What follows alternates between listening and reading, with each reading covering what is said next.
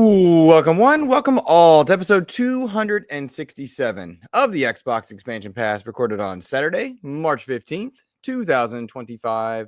I'm your host, Luke Lohr, the InsipidGhost, joined by my co-host, the intrepid Captain Logun. Today, we may indeed be joined by one of the illustrious members of the Iron Lords. They are set to come on later on, hoping that all comes through. In the meantime, though, we'll be discussing Xbox's first foray into the handheld market via partner, Asterix. Ubisoft is shopping IP around, and that Elder Scrolls remake might just be around the corner. Logan, as always, we like to start the show by offering words of kindness to those who have made our gaming weeks better. But first, how are you, my friend?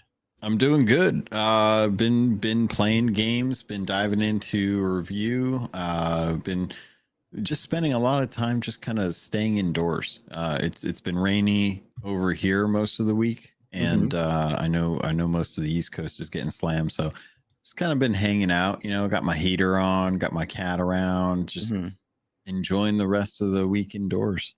Gotcha. How about you? Can't complain. It's been a very, very busy week. We're getting into like the testing season of school and such. So, and I've been involved in multiple projects at work as far as like leadership goes and stuff. So that's been busy, kept me busy, that kind of thing. But we always start with words of kindness. I want to give a shout out to Lord Addict over at Iron Lords. He said something went down right before recording. Just want to give him kind words. Hope he's doing okay. I know he does have a lot going on, and he's good people, so I just want to give him some love. Yeah, definitely. But popping into the background here, let's bring him on. We have there's my man there coming here from the realm, the king of Fight Night, the king of statues, and general of the Xbox front line, Lord King David. How are you, my friend? I'm doing fantastic. I was looking forward to this. I was telling people yesterday, I said, I got to be on today with my guys, and it's going to be super dope. XEP, we're here to have fun today because there's a lot of negativity on Twitter. And I know you migrated to Blue Sky. I know. And you did lose contact with your friends. Funny thing, right? I didn't know that he hit me in Discord because I hate Discord so much, right? And he hit me in Discord. Didn't catch the message until now, and he probably sent it months ago. But he just hit me up on Blue Sky randomly, and I never read anything. And I didn't. I was like, "Oh, it's the ghost! It's the ghost!" And he was like, "Yeah, what's up with next week?" I said, "Definitely." And it was just, I said, I got to pay more attention to these connections because I take Twitter for granted. I just think everybody's still there, and no, they're not. Dude, I don't blame you, man. Twitter's been an interesting place, and every time I go, because now I'm over on Blue Sky, right? It's like everyone's just and it's happy, and it's light, and it's free. And then I go over to Twitter, and I'm like, just focus on the DMs, just keep everything else out, just keep the DMs there, just keep the contacts, because that's where you know how I equate that in the beginning of every relationship. It's beautiful. It's lovely. It's bright skies. It's blue skies, right? And then comes the taking you for granted, toxicity, argumentative situations, stuff that you got to navigate through, right? So we're in our honeymoon phase with blue skies until people get comfortable and start to get a little bit of clout or whatever, they feel a little bit jealous or whatever. It'll creep in there, but at the moment, all I use it for is promotional purposes, because what I am trying to do more is respect people's people thought processes, right? Because everybody handles things differently, and it's not necessarily the way I view the world, it's really the way we view the world. And being receptive to other people's thought processes, like, okay, I'm over here on Blue Skies. You just let your truth be known. Like, listen, I'm not really over here that much. I'm not ignoring you if you send me something. It's just I really don't see it because I'm just like posting and I'm out. But if anything, we will link up because I see you guys. Is that on the road to Summer Games Fest? It is. That is our road to Summer Game Fest meter. Yes. Last year I got terribly sick 2 days in. And I was locked up into the room, and I can blame Xbox era. Y'all want to leak stuff, right? Y'all want to be the leakers. Well, y'all leaked the disease on to me, and so we was only there for 4 days, and 2 days out of that 4 days, I was trapped up inside a room. But this year we're already locked in for this year, so we'll be there this year again, and we're going to Tokyo. This year we're going to Tokyo. So jealous. Yeah. Have you been there before? Is that like a dang? No, Afro Samurai is going back without an afro. We have plans. So if anybody's watching, yes, Cog and I will dress up as ninjas. Attic and I will do sumo wrestling. And I'm trying to figure out if Sovereign and I will do the wasabi challenge. I don't know, but each of us is going to do something. Well, I'm going to do something because we're doing a documentary as well. So we're doing a documentary of the kids that made it to Tokyo, and Iron Lords just happens to be the tag. So we're going to figure that stuff out. But yeah, it's very interesting documenting things for preservation for your family for later. Like, let's say if you don't have kids now, right? And this time right now is important because they're going to be living your age at some point in time. And they're going to say, well, what was my dad doing at this point in time? And you were podcasting, raising bread to go to Summer's Games Fest. And when you got there, they saw you get on the flight because the way they take flights is going to be different. The way they probably stream will probably be different because I believe we'll be more into the entrepreneurism as far as a form of currency later on. It's going to be different avenues. You're going to have your AI avatar that's going to be probably linked to you in some type of neural link type of thing, Elon. Yeah, exactly. You're gonna go to the doctor, for that little injection, and you're gonna wake up with a whole bunch of AI stuff. And the way they will interpret the world is different. So for their connection is the digital preservation that you make now. So all your shows and stuff like that will be a link to how you connect with them, because a lot of times they're just going to go into the archives of what was they doing and what was this about? What is an Xbox? Like, well, I know Microsoft will still be around. They're probably one of the only companies that will probably be there until the digital collapse. So yeah, those type of things. That's how I look at it, and that's why my programming is like skewed that way, because it's like what I'm doing for my children, opposed to trying to be famous type of thing. That's cool. Yeah, I was while you were talking about that, I kept thinking back to, because my dad passed away a long time ago. Oh, sorry. And I kept thinking about, oh man, it's been so long now. It's like I was thinking about it the other day, and I was like, I seen like I was watching like Pawn Stars out of nowhere, and I was thinking like, I miss that opportunity to be able to like have conversations with my dad, like after I've already kind of been at his age when he was raising me now, and I'm like, I don't really have like a legacy of his that I can look to and be like, this is what his life was like during his 40s, and be able to talk to him about what his experience was during that time and stuff. So that's really cool that you're kind of getting this all set up so that when your kids get older, they'll be able to go back and take a look and see like, what was my dad doing like during the height of like Xbox time, and like I inherited his account and all his statues and stuff. It's like, should I be getting to Japan before him? Like, do I need to like be better than his legacy and stuff? And that's what I imagine most parents hope for their kids, is to be better. But that's really cool that you're doing that. That's the exact thing. Well, this year I'm taking my son with me. My youngest. Nice. My oldest son just had a baby, so we got a grandbaby. Oh, congrats! So it's absolutely nuts, absolutely nuts. But I'm taking my youngest with me while we go.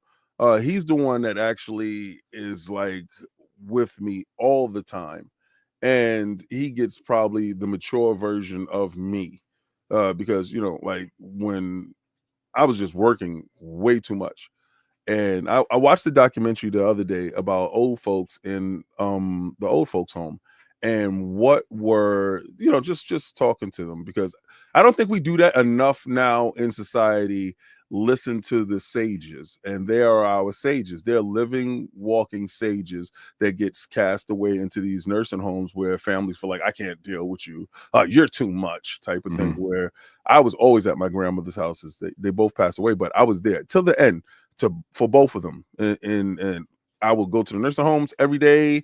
I will go, talk to them, sit with them, watch shows with them, whatever. But before that, I was like really around them. So I'm watching the documentary, and they asked them, what would be something that you want to tell somebody that's growing up now? And a lot of them led with their regrets. And the most regrets that you've heard from them was, I worked too hard. I lost connection with my friends. I lost connection with my family. I would have vacationed more. I would have thought more about myself instead of others, because a lot of times you do more philanthropy than you do entropy. You don't take care of yourself. And I just sat there and I had an aha moment. And I told the guys, I said, listen, when we go to Japan, I'm staying there a week later. I said, I know financially, I'm going to figure it out by the time I get there, that it manages that way. And then also when I come back, it's like, being that it's my business, I'm going to have to do whatever. But I got to make this time for me, because I look back at my life and I'm like, damn, all you was doing was working for other people. And all these places that you go on vacation, because these people think like when we go to Summer Game Fest and stuff like that, we're going there on vacation.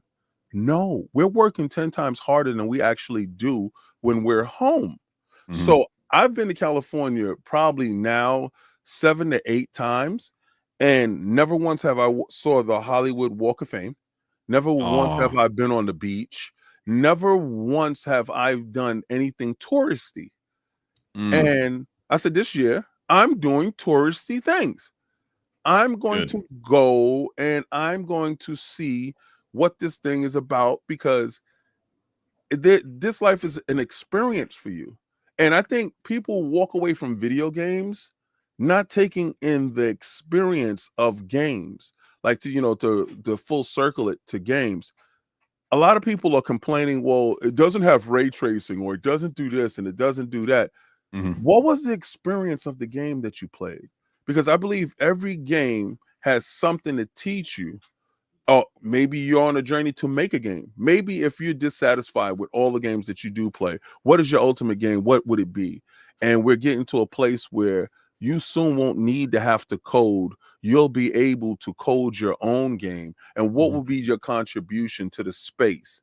If your contribution at this moment is negativity, what will be the positive that you can bring to the space through the AI, through something that you can contribute? You can contribute music, you can contribute art, you can contribute scripts. What will be your contribution to this space to enhance the space in order to make the space a pleasant space for you? And I think that's the full circle point to it. We have to enjoy more. We have to be more participative with things. If you don't like things, don't just sit there and cry about it. Do something about it. Change the space. Make the space habitable. I think that extends. Oh, sorry.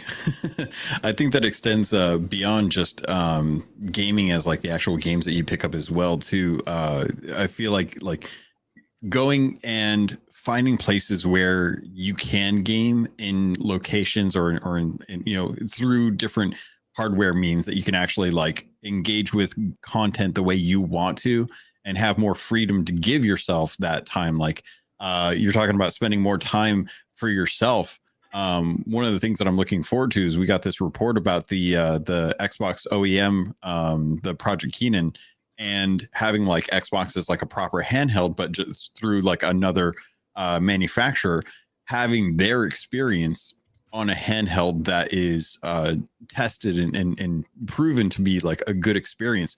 Being able to have that wherever I go at least allows me to connect with my friends and connect with the games that I want to engage with where I want to, instead of having to be stuck in front of my PC or stuck in front of the TV or not being able to access any of those at any points, and being able to like have that opportunity to give myself the time to be able to dive into a game or dive into an experience when I may not necessarily get to if I have a few minutes to jump into something through like Play Anywhere or something like that. So I love the reinforcement of being able to find the thing that makes you happy and give yourself the opportunity to do that, even if you're not necessarily like right in front of a TV screen and a console. Yeah, exactly.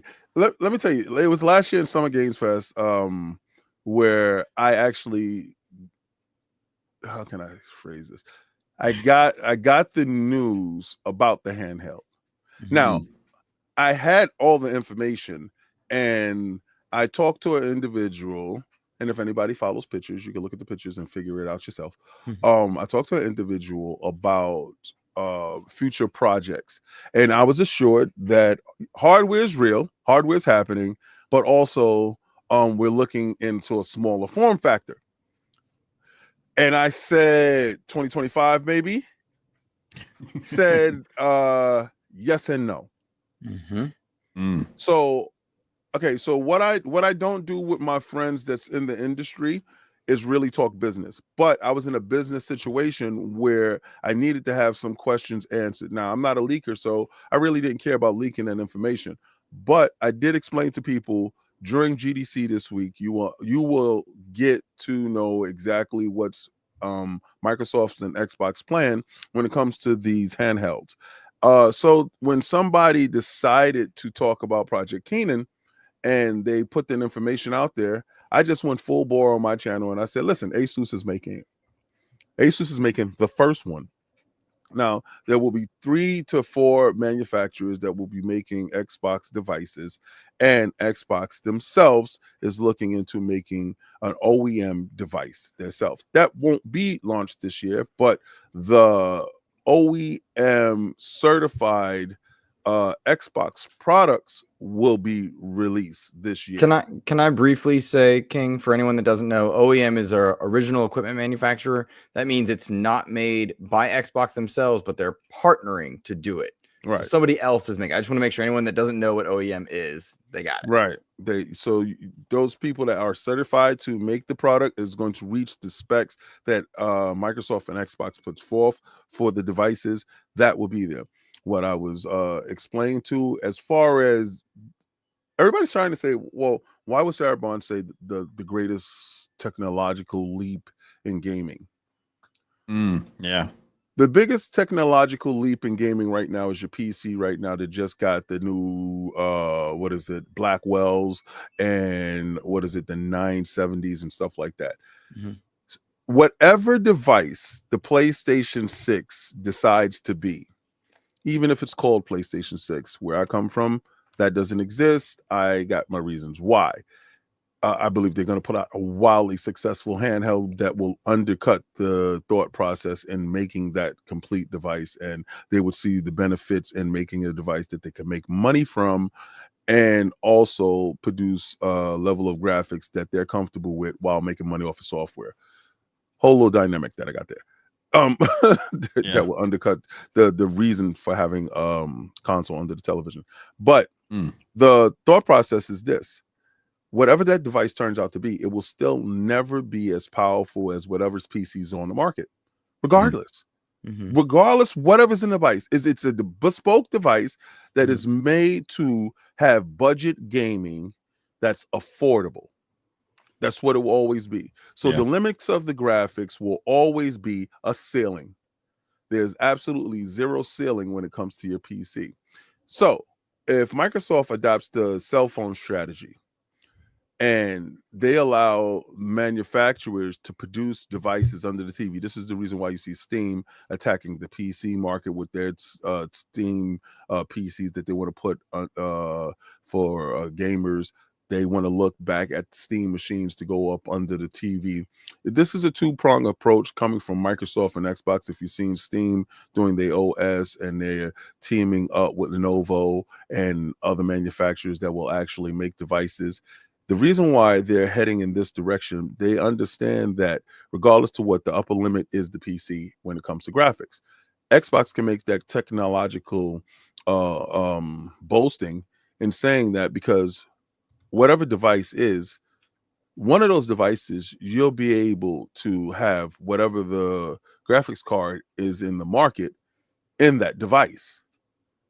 So technically, you will always be at the cutting edge of whatever technologically graphics would be.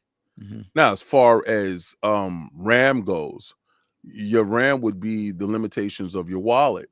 Basically, space, storage go. It would be the same thing. So the form factor PC will be form factor home PC that will be easy to use, that will be family friendly, that will be non-invasive, like the larger desktop PC, but that would be under your television.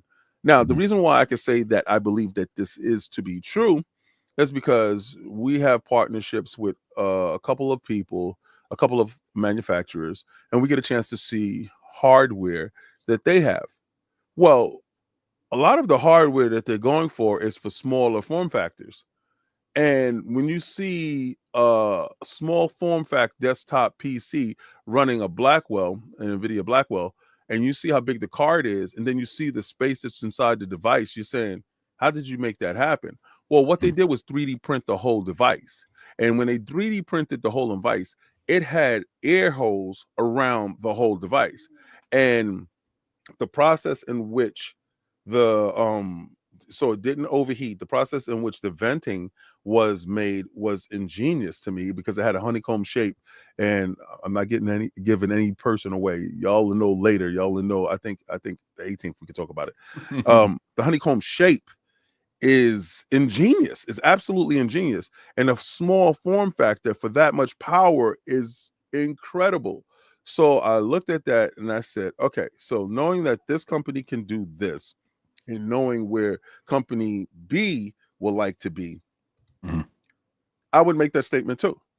I will make that statement saying that because I understand now when I go to my PC right now and everybody's talking about the Forza Horizon 5 on the PlayStation 5 Pro with all the enhancements and stuff like that, and they're kind of upset. I would say don't be, because I can jump on my PC right now and do all of that right now through my Xbox account. All of that stuff is afforded to you. It's just the limitations of the form factor hardware that's under the television for the comfortable price of $500 to $600 limits your experience. Yeah. So if you don't be upset with somebody that paid $900, I paid $900 for my PlayStation 5 Pro with the stand, the disk drive. If you count the game and you count the subscription, I'm at $900, right? So I would hope that they would make the games tailored to the device that I paid so much money for.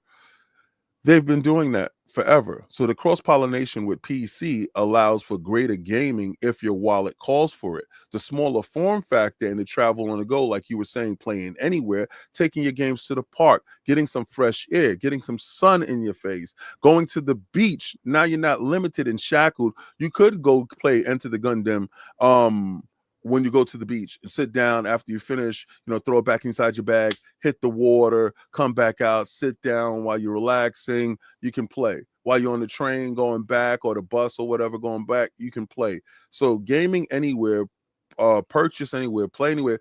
Also stream from your library is greatly underrated. And I believe Microsoft is understanding your wants and your needs. Like you said, you want to game anywhere, any way you want to game, how you want to game at the highest. I believe that they're looking at all the boxes and checking all the boxes and future proofing your devices for later on.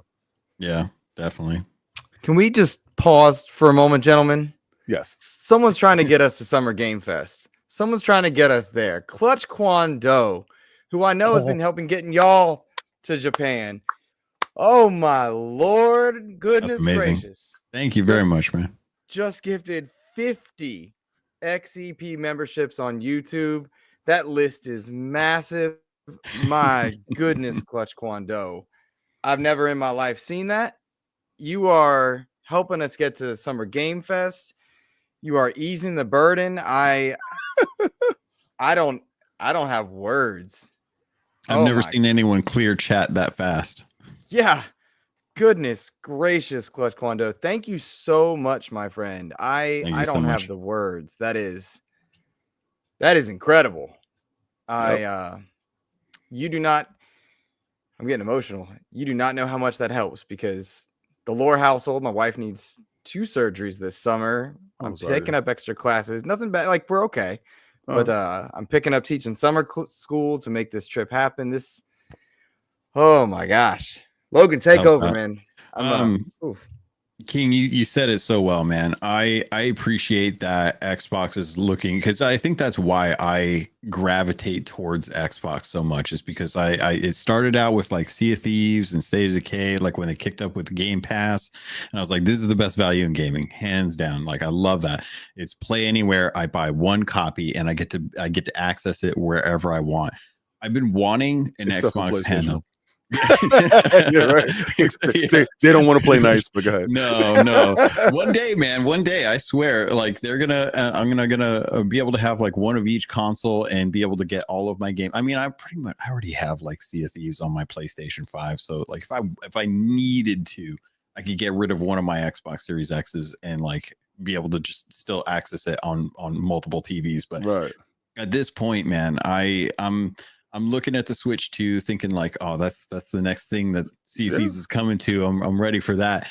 But I'm glad that they are going to start off with, I think, like the easy step, which just get people access to the content. First off, let's get the app started. Let's get that rolling out to mobile. Let's get that rolling out to handhelds.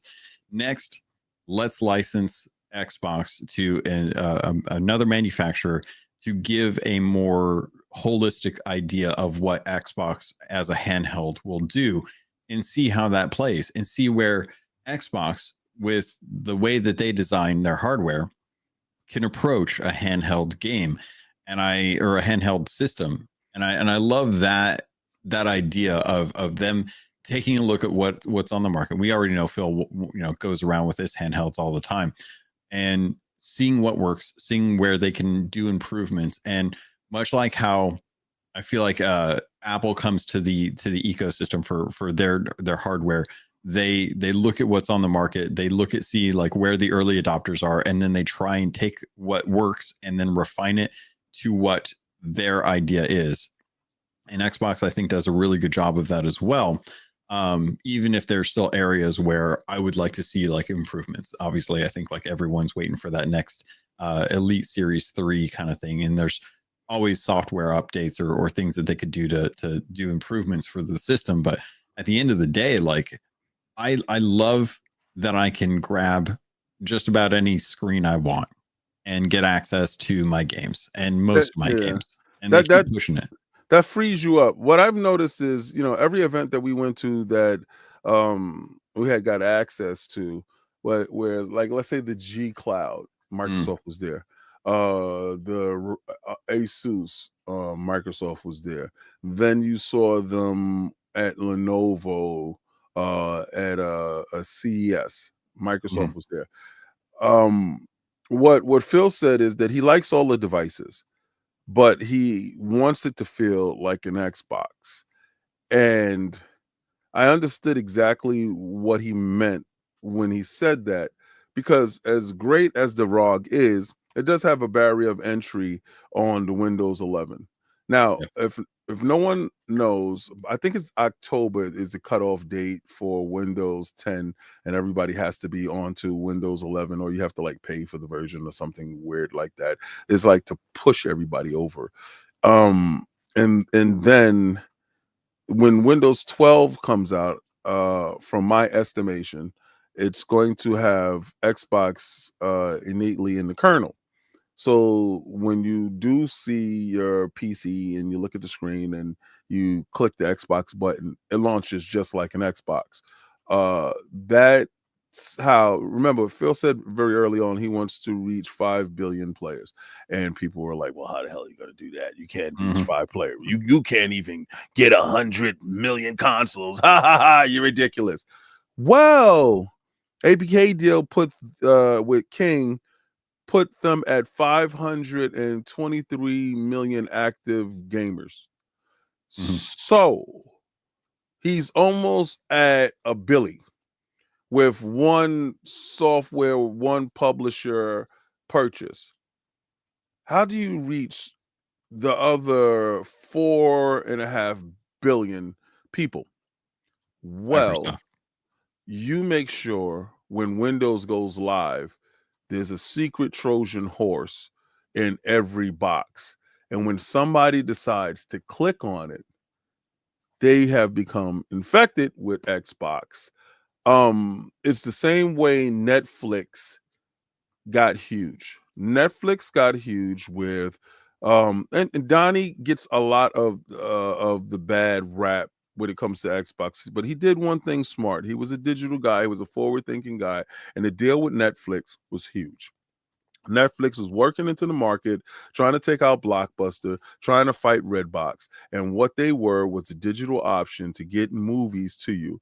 Putting Netflix on Xbox opened it up to a broader spectrum of individuals. Then Netflix making that deal with cell phones made it a greater deal. And then those apps came to televisions and homes all across the world. What has to happen, it has to be an entry point for these things to manifest themselves to everyone. I believe the entry point is the app. I believe the entry point is the PC. I believe once you merge the two with the operating system that everyone will be using, that innately puts you in a position to actually dominate the space. Now, that doesn't mean that we're going to take over Steam. What that does mean is that there's a viable option in the marketplace that every PC that has Windows 12 is innately an Xbox. Now, everyone's saying that Xbox is walking away from hardware. They're not walking away from hardware. You have to look at the margin line when you go from manufacturing, distribution, and production of hardware. Xbox doesn't make as much money as you think per unit. If they make $20 off of each unit, that's the most. If they are licensing that out to another company that's going to eat the majority of those costs, and they get a licensing fee for their stamp of approval, that is a stroke of genius, because that releases the burden from you, and it ensures that competition is in the marketplace to produce the greatest device per company. You license it out per company. They fight for market space and shelf space while using your brand. Your brand also gains value. You gain money for doing nothing, and you actually sell software where you make a ton of money. So the people that you would have never hit, if let's say people can't stand the Xbox brand, but they love Lenovo and they love the new handheld, and you say, it's certified by Xbox, that's cool.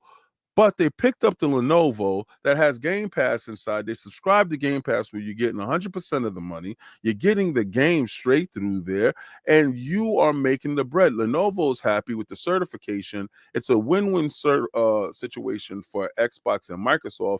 It globally pushes the brand to a greater height, and it changes the narrative, and that 5 billion is accessible and achievable. This is the reason why he's called Phil Dominus Maximus Aurelius Spencer.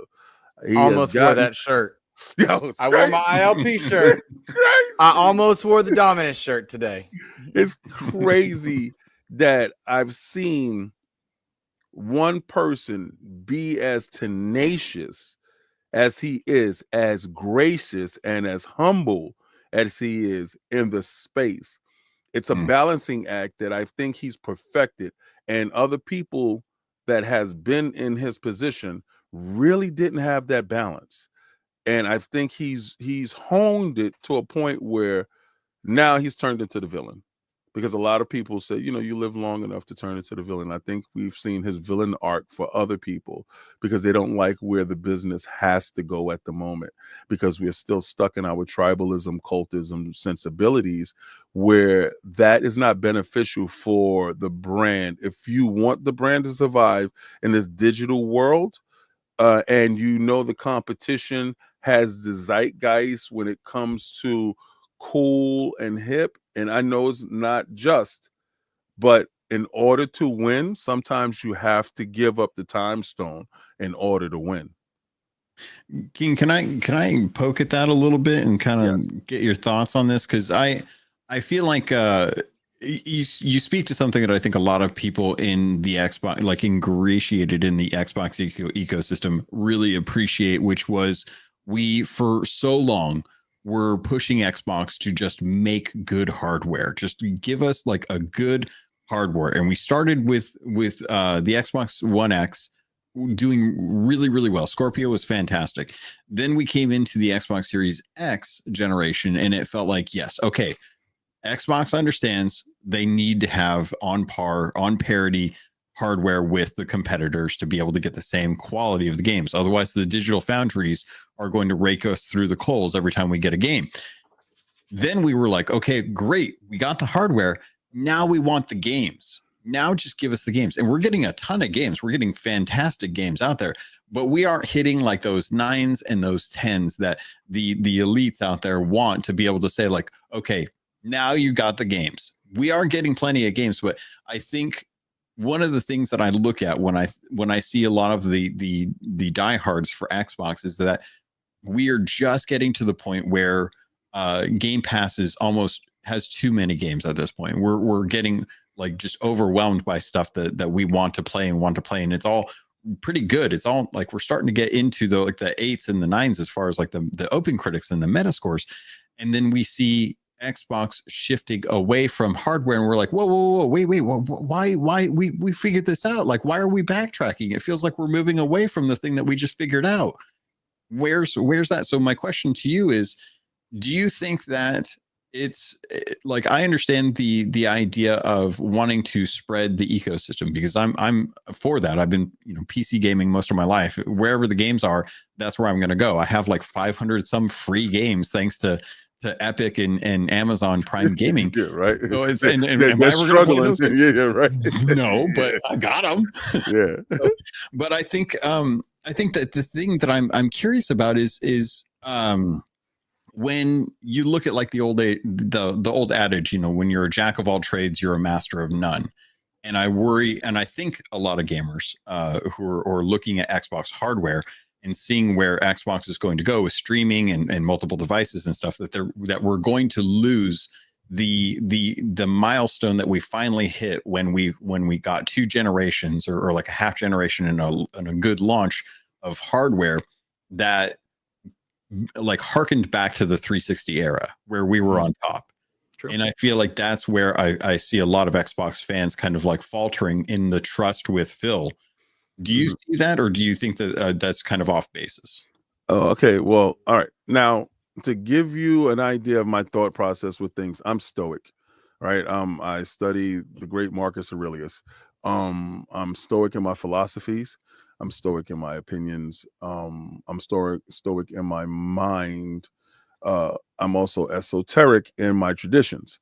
So I look at the past as a learning platform. As great as the 360 was, the PlayStation 3 overtook it. Given time, PlayStation overtook it. It was certain conditions that allowed the 360 to be as great as it was.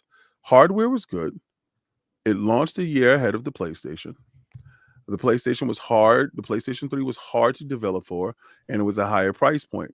People went for the lower price point that had games at the moment. Microsoft's philosophy at the time was third party, because they only had a couple of first party developers in the building. So third party to get to the space. That philosophy, yes. Real quick, King. Jamal asking, PS3 overtook it. Yes, towards the very end of that generation, PlayStation 3 did overtake it. They did a lot of redesigns to their system and their hardware to make it cheaper for a lot of consumers, and they had games like Infamous hitting and a few of other Last of Us. Thank you. Yeah, Last of Us was the one that Last of Us kicked them up.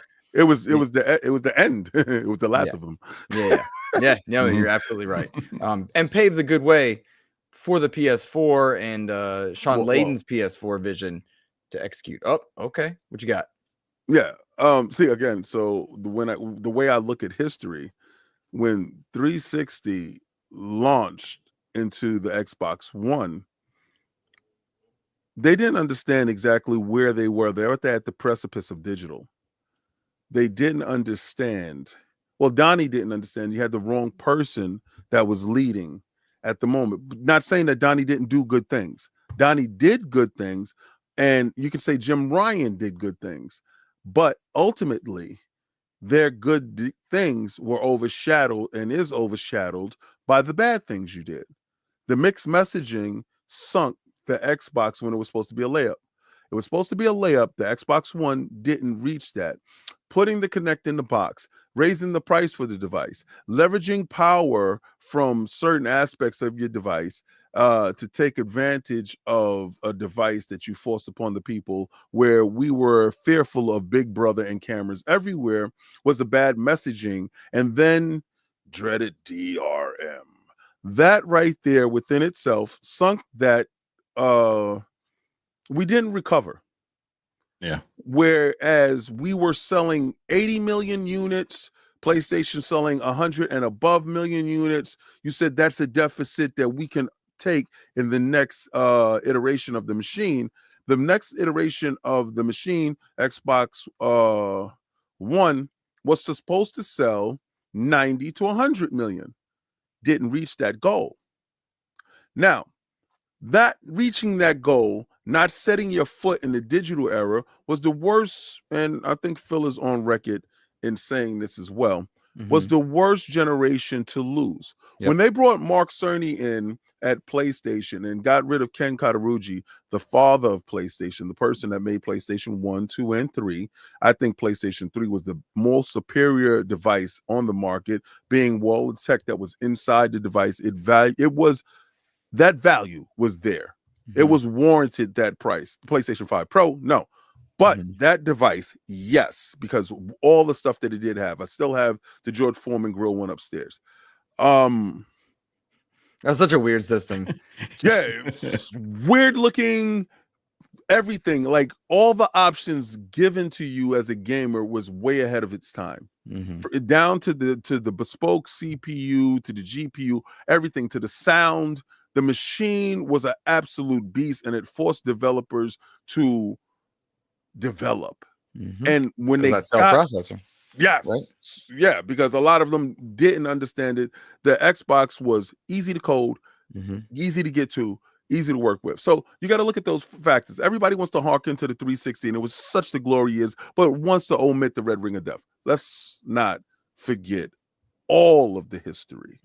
Had the red ring of death never happened, maybe they do sell over 150 million. Maybe there isn't a PlayStation 4 because there wasn't almost a PlayStation 4. Again, they had to get greenlit. Had the PlayStation 3 never overtaken the 360, we probably don't get a PlayStation 4. Jim takes over. He says the PlayStation 5 could be the last console for them. The reason why they don't make money off of hardware. Yeah.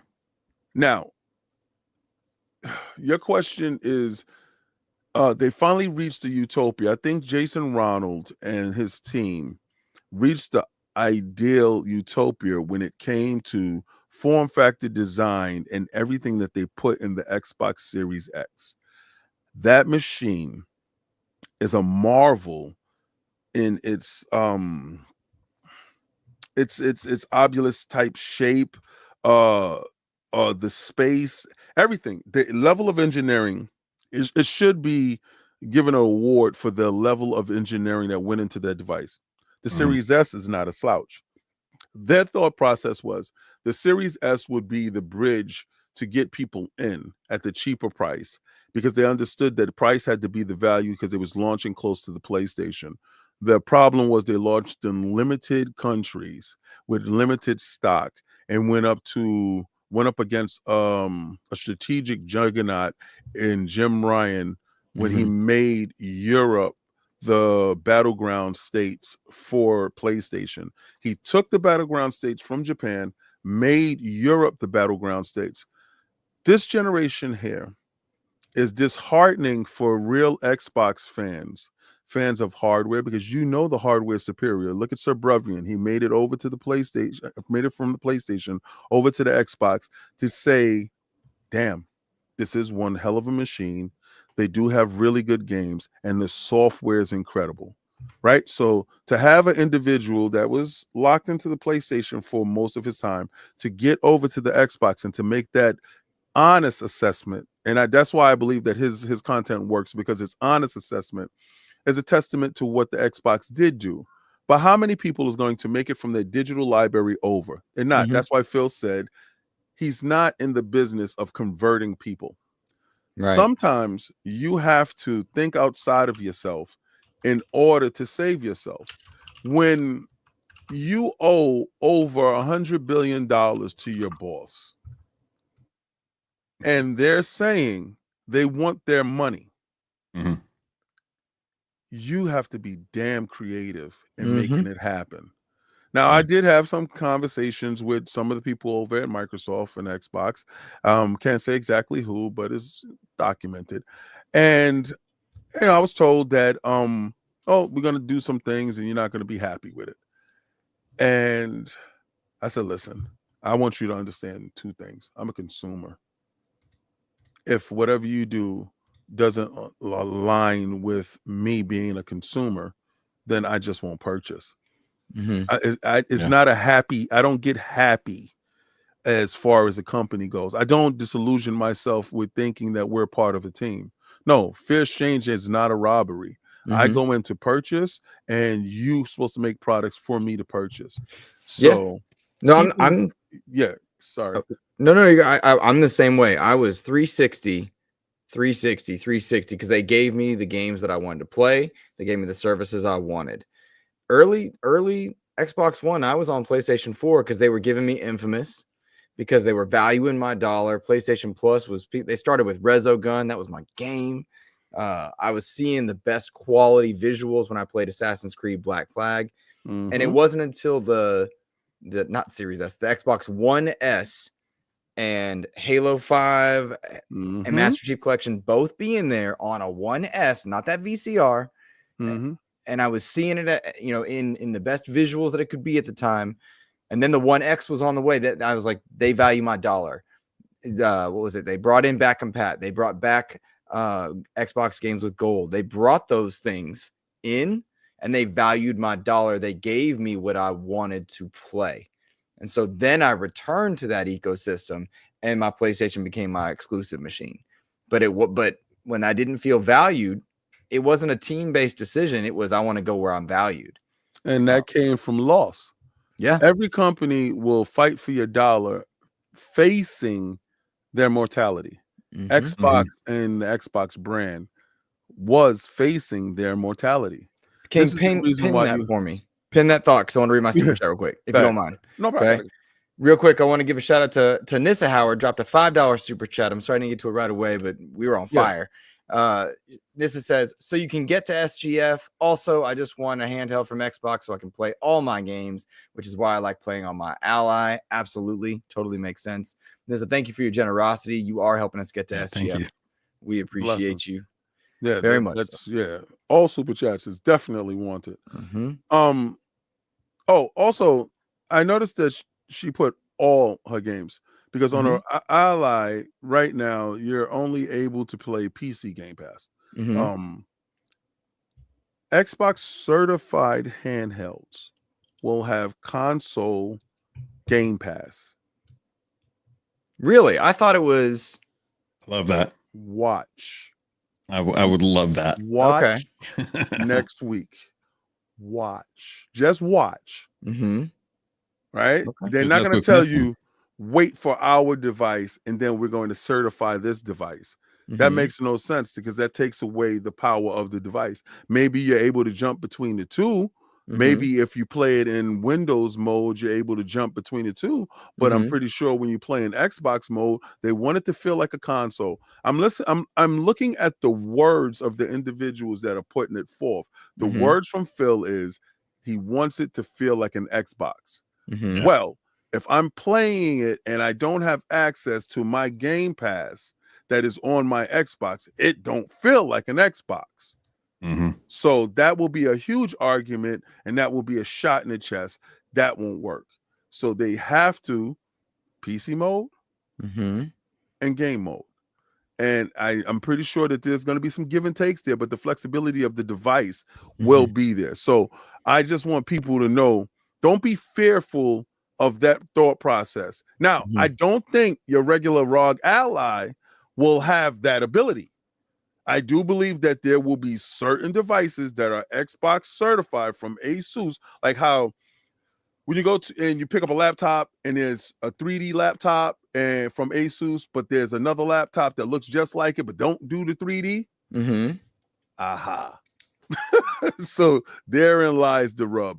I believe that there you have a certain line of devices from the manufacturer that will give you that ability to do those things. That's just me putting my knees on the line for that. I believe that information will definitely be out here by the 17th of Okay. GDC. Now, So we're saying right now, because based on reporting out of Verge and Jez Corden, shout out to Jez. Right now, it's just PC, play Not anywhere. Tom Warren. But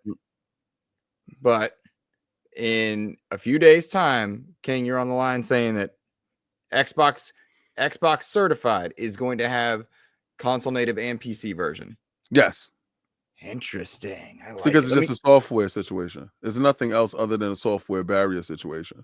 Okay. Nothing else other than that. There's not anything hardware limiting that stops that from happening. It's a software logistical situation. Now, do you have it in console mode or do you have it in PC mode? I believe that you'll be able to toggle the two. No one has came out and told me, yo, King, this is how it's going to go down. Mm-hmm. But reading what people say, this is what I extrapolated from reading what he said. Those devices are available right now. You do not need to come out and say there's a certain device made from Asus that will put that device there. I could pick up my ROG and there's Game Pass on it right now.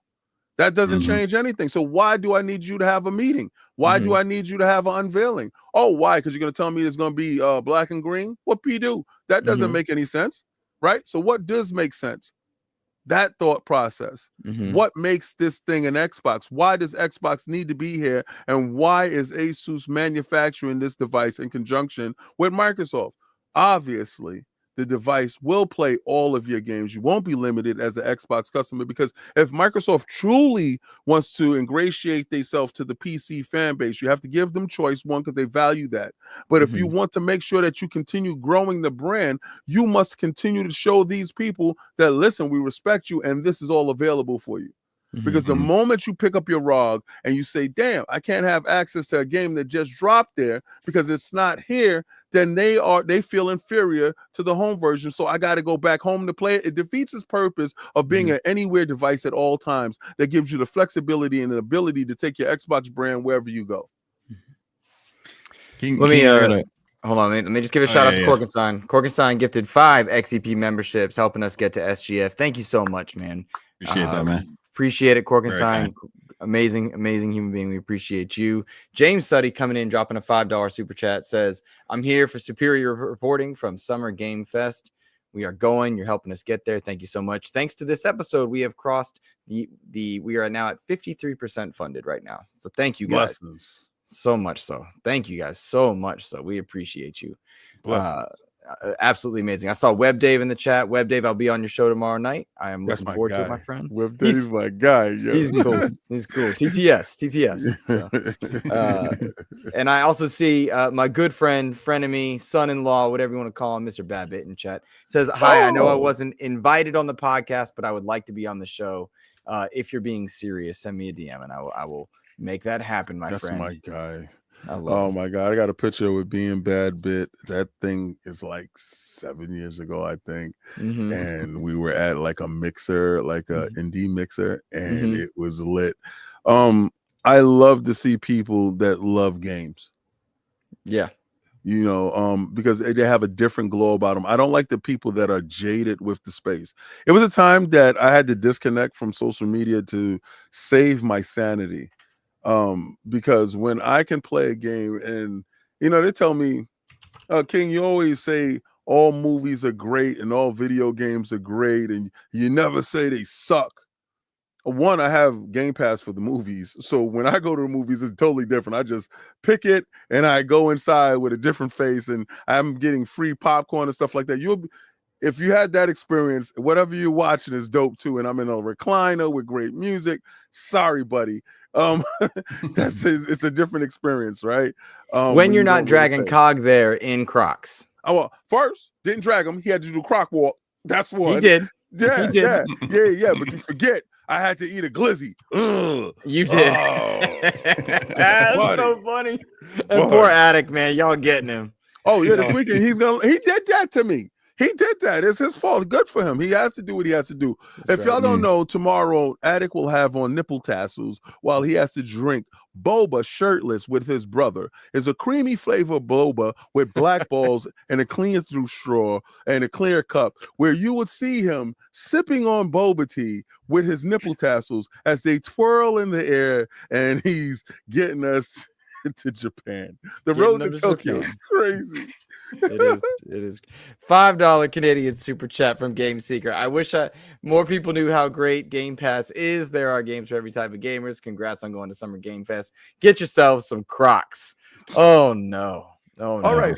Never. All right, listen, see, this is how you shame these guys into doing it. You put it in there like, yo, they can get a goal set up that they have to get some Crocs. Now, I'm going to tell you right now, Crocs for the airport, God himself wore Crocs when he took the flight across the Mediterranean. All right? I'm telling you, first, they're comfortable as hell on a plane. Second, when you're going through check-in, boop, boop, off, put them in, get out, slip them back on, go about your business. And Cog will tell you himself, those are the most comfortable pieces of footwear that he's put on his foot ever. And I'm like, yeah, told you. He said, I just can't wear them outside. There's a stigma that you have with yourself. Release ego. Become stoic and let go of ego, pride and ego, push it away from the body, and you yourself will find yourself in sweatpants and Crocs on the weekend, chilling, listening to music, understanding that you have found the finer things in life.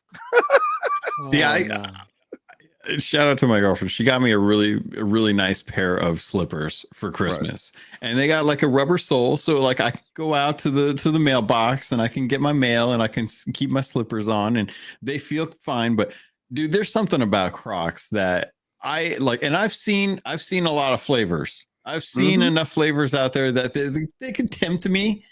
But there's just something about like, because I'm a 90s kid, so I grew up wearing jeans and combat boots my whole life. That's my oh my god, Logan! Look, you got bad feet. Like your feet are bad. No, I work from home, so I don't have to worry too much about that anymore. But anytime I go out, it doesn't matter. And I grew up in Arizona, so I know all about pain.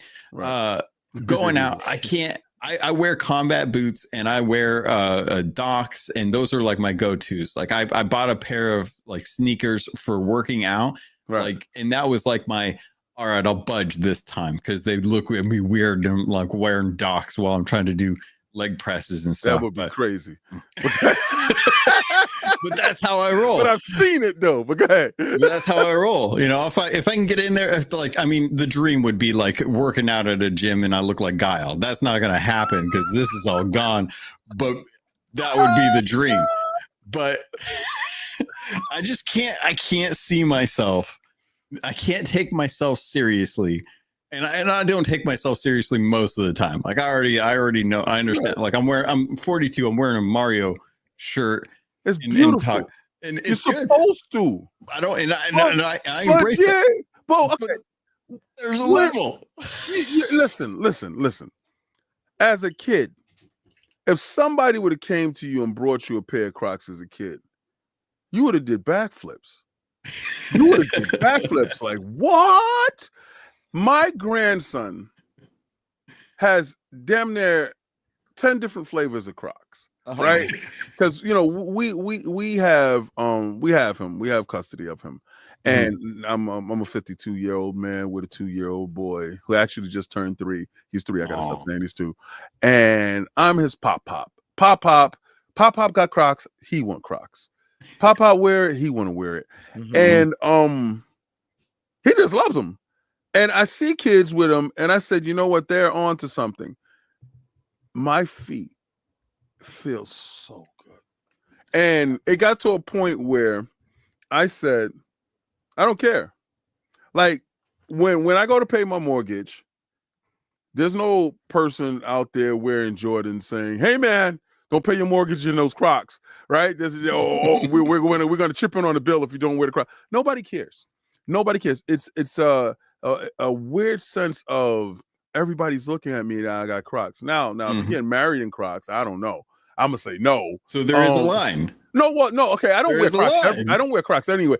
Everywhere. If you looked in those pictures in that video where I ate the glizzy, I was wearing my foam posits. I have foam posits on. So I used to be the biggest sneakerhead. Like I sent my son upstairs to get a pair of sneakers out of my room because now my youngest can actually wear a size 12. So I said, go upstairs to the attic. I said, go to the left row.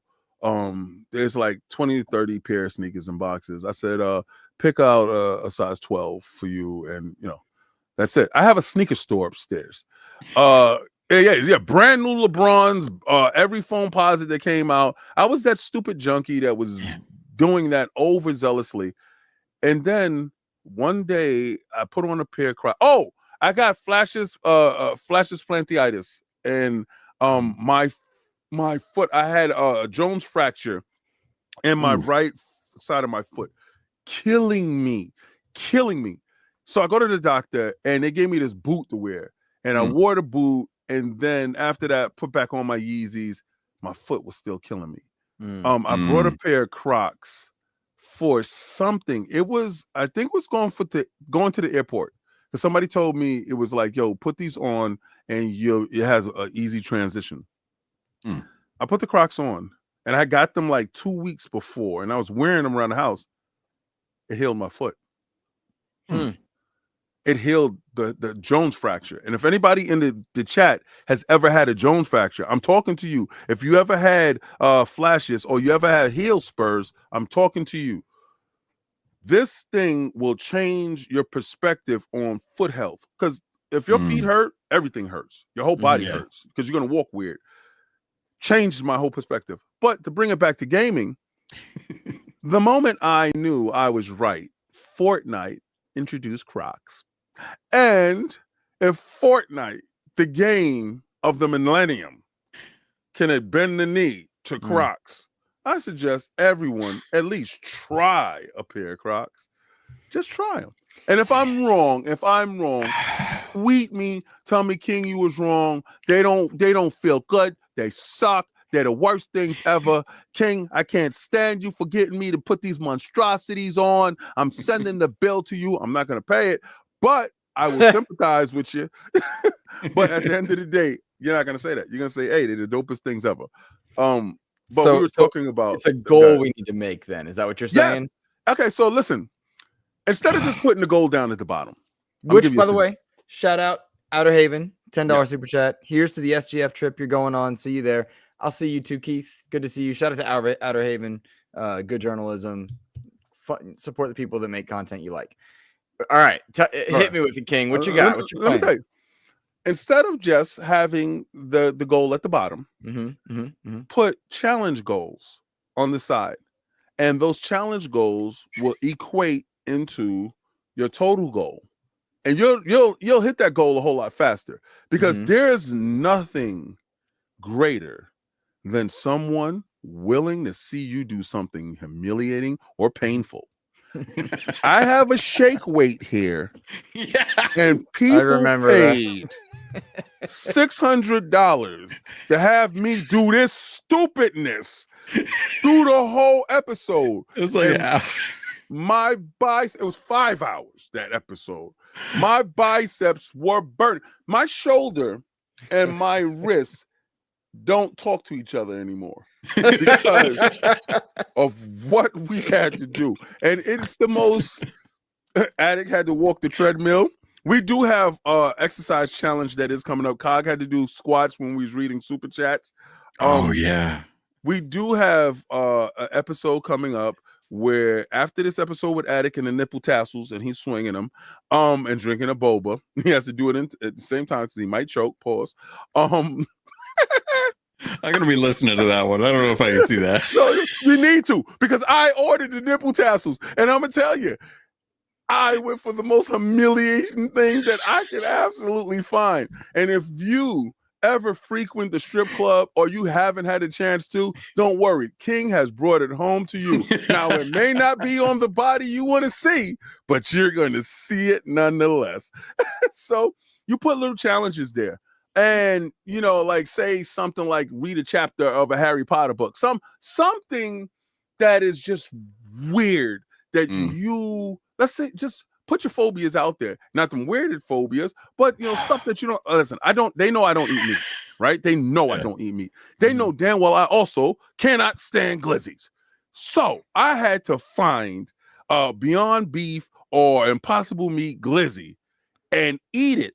Now, to put insult to injury, I had to randomly pick a person, a male, and put my hand on his shoulder without saying a word and shove the glizzy down my throat while making eye contact with this random stranger in New York City. Danger, intrigue. What's going to happen next? Is this guy going to get crazy? Will King choke? Pause. It's so many different things that were going on that made that thing happen. And it was so funny because the guy was standing there with his family and Cog was like, them. And I was like, okay. Walked over to him. Cog is walking up with his camera. And I put my hand on the guy's shoulder. He did not know that I was going to eat that hot dog that fast and get up out of there. Half that thing was gone before you got it. No. When the moment I put my hand on the shoulder, that's the moment I started eating. Ooh, that's it. Fast, though. And I said, 3 bites. It's out of here.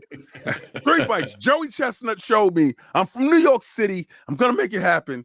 And I did. And it's great content, fun content like that you can do with your brothers, that you can share with the community, that you can take self out of the ego and push the ego to the side, push pride to the side, and actually engage with your people, and it goes great.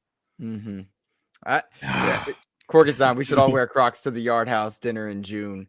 That's not a bad idea. I'm gonna have mine on. We can set a goal. I could wear Crocs to that Yard House dinner. I could do that. I'm gonna have mine on. I don't know, man. Listen, I gotta get there, Logan. It would take I know it would take a lot to get me in Crocs. Listen, I'm gonna tell you. When you do it in the airport, that's it. You will never go to the airport again unless you go and have on slippers or Crocs. Mm-hmm. And Crocs himself is it's just the ease of use. I know this turned into a whole infomercial for Crocs, guys. And no, I'm not sponsored by Crocs yet, but I will be sponsored by Crocs. I'm into manifesting my reality, and it's going to happen. They will reach out to me at some point in time, and we will have an Iron Lord version of Crocs. And you would be able to buy giblets and put them inside, and you will have the shield, and you would have the lion's head, and all this stuff will happen. It will happen. Trust me when I tell you this. And you're gonna have Iron Lords in Fortnite, and you're gonna have an avatar of King David, and you're gonna have Lord Cognito. And in avatars, I'm gonna have on my Crocs. They needed to be there before I get there. Build it, and he will come. Pause. I'll be there. It's gonna happen. We're gonna do it. We're getting to Japan. That's so funny. That was one of the bucket lists. Next is Fortnite. See, that is the wild thing to me, because when I go to the airport, to the nines, what I usually do. So I got my cowboy hat on. I got my epaulets for my little wrists. I got my like studded belt. I got my boots on. Like I'm going there expecting to go out that night for like dinner wherever I go. And I don't want to have to hit up the hotel and change. I just want to drop off the bags and then get out there. So you travel like you're on a mission.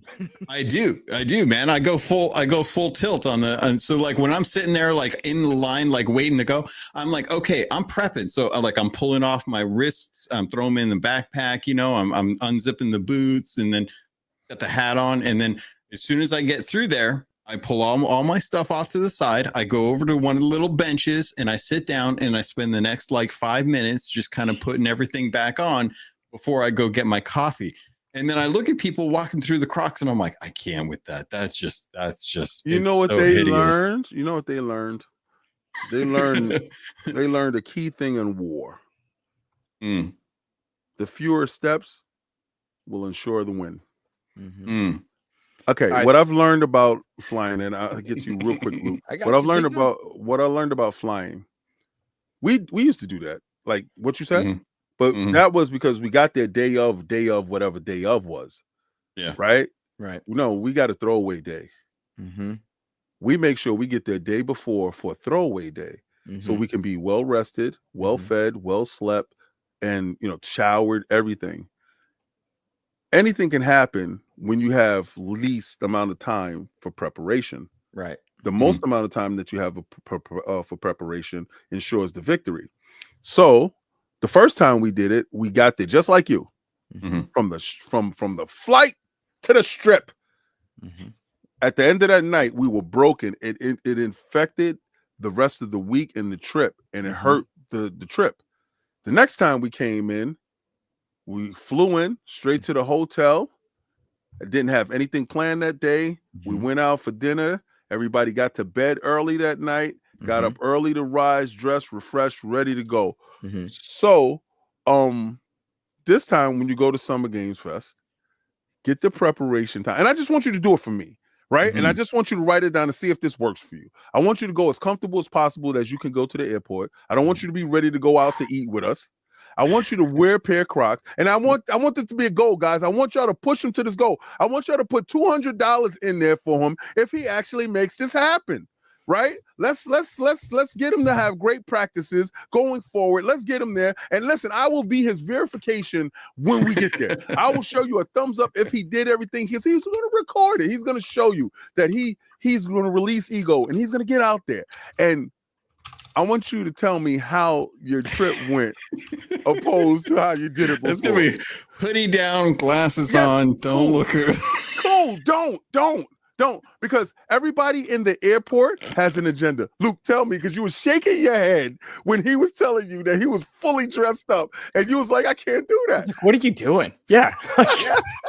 Dude, it's the one less thing I have to worry with. Like, I get off the plane, I got my suitcases, and it's like the prep is already done. Like, I've already, like, it's like meal prepping, man. Like, I got everything already, like, ready. As soon as I'm ready to get off the plane, I'm like, all right, let's go. I don't need the extra flight date. I just get off the plane and I'm like, all right, cool. I already did the work. So I'm gonna say King's. He's right. That day, it matters. It matters. I had that day though. So I'm flying in, or I'm gonna set it up to fly where I have the 6th off. Right, fly in probably the night of the 5th, 6th to chill, eat up with anybody, hang out, whatever it might be. If we get $200 on this thing right here. Oh my God. I'll wear Crocs to the airport. That's right. Crocs. Like I'll do it. We get that today. Y'all see him shaking his head, saying, "Oh no, there we go. Let's go." $5 from Web okay. Dave. Can't wait That's to right. meet you up in LA. $5 that got you there. You got 190. See, so the money from today could go into the Crocs, getting you there. It's not retroactive, just to be clear. Right now, okay. So right now we got Web Dave in on the $5, so it's 195 right now. Let's go. Let's get the countdown going. I do not want to buy Crocs for this. But see, so think about it this way: the $200 Crocs is like $40. Yeah. You take out $80, he get a pair of Crocs, you get a pair of Crocs. It paid for itself. That happened. Yeah. And then you take then you take the 120. Yeah, but then I gotta wear them. Yeah. Yo, and then you're lucky you don't have anybody malicious like me and put some weirdo Crocs in there. What is it? Yeah. No, that's it. What are crazy puffs? What is that?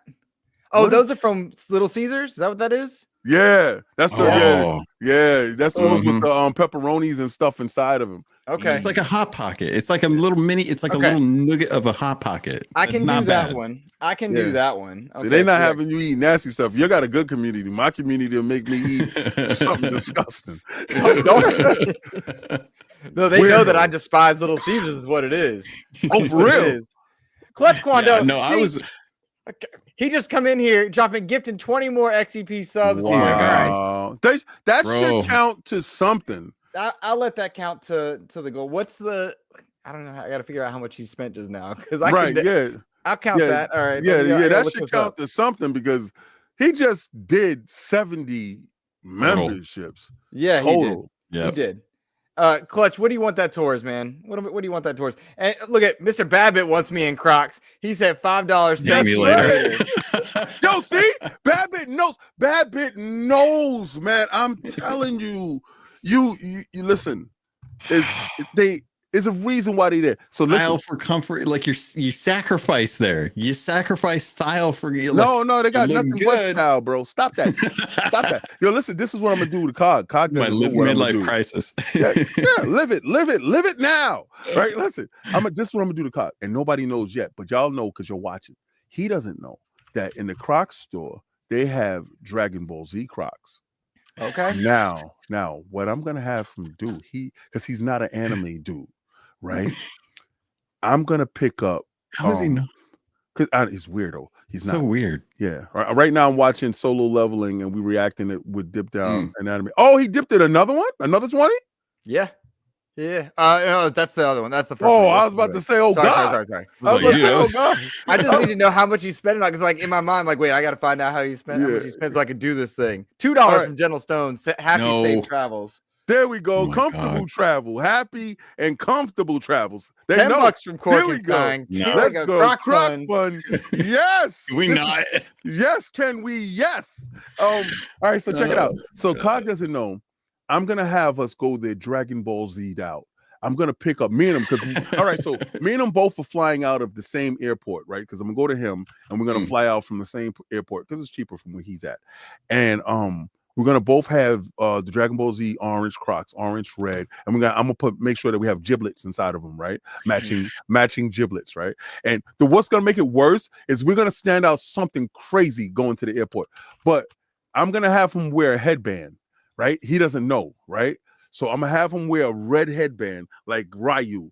He's gonna have a red headband, and we're gonna get the satin anime shirts or jacket shirts that have the anime in the back. Yeah. He doesn't know that we're gonna get those, and we're gonna be walking to the airports looking like, yeah, you're almost there, baby. Yeah, I'm almost to 200 on wearing these Crocs. There we go. Looking like the biggest tourist. And when we land in Japan, we're going to have on Dragon Ball Z Crocs with anime jackets matching. Cool. And we're going to look like the biggest goofies the world has ever seen. And all of this stuff is going into the documentary. And while I'm saying it, yes, I'm with Logan. And that's right. $5 to burn for a pair of Croc ugliest shoes ever. Yes, sir. But fail, though. Fail. I'm already undeniable. Regretting this. If I'm gonna do it, I'm gonna make them look good. Like I'm gonna find something cool, nerdy. Because Cog did those. I saw some Batman ones. I got those. I got the Captain America ones. You got the Captain America. Okay. The Falcon Captain America ones, super dope. I was jealous because God was so with it. The first store that I go to this Emporium, and they don't have the Crocs that I wanted to get them, right? Because they didn't have them. So I go across the street to this sneaker store called Snipes, and Snipes has all the latest sneaker wear. And I'm like, yo, you got Crocs? And he's like, yeah, in the back against the wall. Like, yeah, get out of here, you weirdo. And I'm like, yeah, all right. So I go over there, and they had the SpongeBob's, but they had the Captain America, Falcon Captain America Crocs. And they were the last ones, and they were his size. I said, yes, God is with this. God said yes. and I charged it, got it, and boom, he wore them. And they look dope. To this day, I'm still jealous about them because I would have worn with them. I would have definitely had the Captain America joints too. So it is what it is, man. I got Star Wars ones. Hey! I don't care. I will give a shout out to those Falcon ones because I love, dude, Sam Wilson. So you seen the movie. Yeah. Okay, everybody, it's been out enough, and y'all can see it on YouTube. It's playing right now. What is your take? And I'll give you my take after. What's your take on the movie? I haven't seen it yet. I'll say. Do you plan on seeing it? I do, but for the purposes of the conversation, I'm totally cool with it. So you're cool with spoilers? Not typically, but in this case, I'll make the exception. Okay, so I'll give you nice spoilers, soft spoilers. Okay. So I will say action, top notch. Mhm. They did a Yes. great job with the action. I think they underutilized one of their villains. I Mhm. think it was very much a Hulk movie, which Mhm. I'm okay with. Honest to goodness, Sam Wilson really came into his own, which I liked. Mhm. Some of the stuff felt forced. Like, why would Winter Soldier be there talking Mhm. about his I'm gonna be on a campaign, and then 5 Mhm. minutes later we're fighting Red Hulk. He's like, nah, I can't make it. It's like Mhm. little odd there. Would have liked to see a few more MCU connections Mhm. for the level at which they were going with. I liked the black the black Captain America history approach, which was Mhm. interesting. There was stuff that just didn't make sense. Like, where was Rhodey? Rhodey would have been in this story for Mhm. Sam on this front, this whole element to it. So, Mhm. like, there was some stuff there. I will say, Mm. I think Falcon and the Winter Soldier is a better storyline for Sam Wilson's arc, Mhm. but I enjoyed the movie. I'm glad it exists. I had a blast. I loved seeing the wings. I thought the wings and the shield combo was cool. I do Mhm. think it's crazy. Like, come on, he didn't take the serum, but he could do all that. All right. Okay. But it was fun. But it was fun. All right. So, all right, my take on it as a super comic nerd, Mhm. right? I read that whole story, Sam Wilson, the Afro-American Captain America, Mhm. small one, and then they branched off into Sam Wilson Captain America, and Mhm. then they just branched off into Captain America. Mhm. And I understood why Bucky was there. I do believe, and I do agree with you, Falcon and Winter Soldier's whole storyline was good because it was a TV show and it was able to show you it over a stretch of period of time that is greater than the movie length. Yes, Croc Fun, let's get it. Almost there, baby. Oh my god. All right, Y'all are doing it. I'm trying to track this. I feel like we're now at 70% of that fund. Yes, If yeah, I'm yeah, doing yeah. the math right. If I'm Yeah, doing the almost math there. right. Yeah, math Okay. is good. That's right. Okay. That's All right. Shake your head. Shake your I'm head. You're trying, wearing I'm trying. Crocs. You're wearing Crocs. God, The world you're loves so you. ugly. The world loves you. So ugly. All right. God. So, Ugh. I know which villain that you're talking about is underutilized. That Mhm. villain itself would be expanded on later because Mhm. they did explain that society is vast, and why would that character be there Right. for that? So you will get more of that character Mhm. later on because they have a greater role. Also, your complaint about Bucky being there for that small portion, Mhm. but not being there at all, they had to have to. This movie was a tie-in of loose ends, like Age of Ultron, which I felt was a tentpole movie that was necessary to establish Vision, Wanda, Pietro dying, the Hulk leaving, the reason why he was in Thor Ragnarok, stuff, Mhm. all of that stuff tied into it. And I thought that Age of Ultron was probably the most important movie in the Marvel Universe, where it wasn't the most critically accepted and acclaimed movie. I thought it was probably some of the best acting in that movie. All Mhm. action scenes hit. In this Right. movie, every action scene hit. The in between, the dead time in between, felt like they was trying to train you up for something. What I didn't like was everybody acknowledging Sam Wilson as Captain America. And it felt They like said it a lot. they felt like they was trying to convince you that Mhm. he's Cap. We're not going back. He's Right. Cap. We're not Mhm. going back. And you didn't have to do that. I'm not the huge a great fan of Anthony Mackie, personal reasons. I remember that story. Yeah. Exactly. Weirdo stuff. But at the same time, I felt that Anthony Mackie sold himself as Mhm. a leading man in this film. Mhm. Him acknowledging that he should have taken the serum showed that he felt in his head, being that he's a psychologist and he's a counselor, he understood the gravity of the situation and sometimes how this can be greater than himself. Mhm. So whereas he probably looked over at Steve, and Steve never looked like he was cracking under the pressure. Steve absolutely cracked under the pressure a lot of Mhm. times and doubted himself, but also, found that gravitas within himself to understand that he had to push forward. Mhm.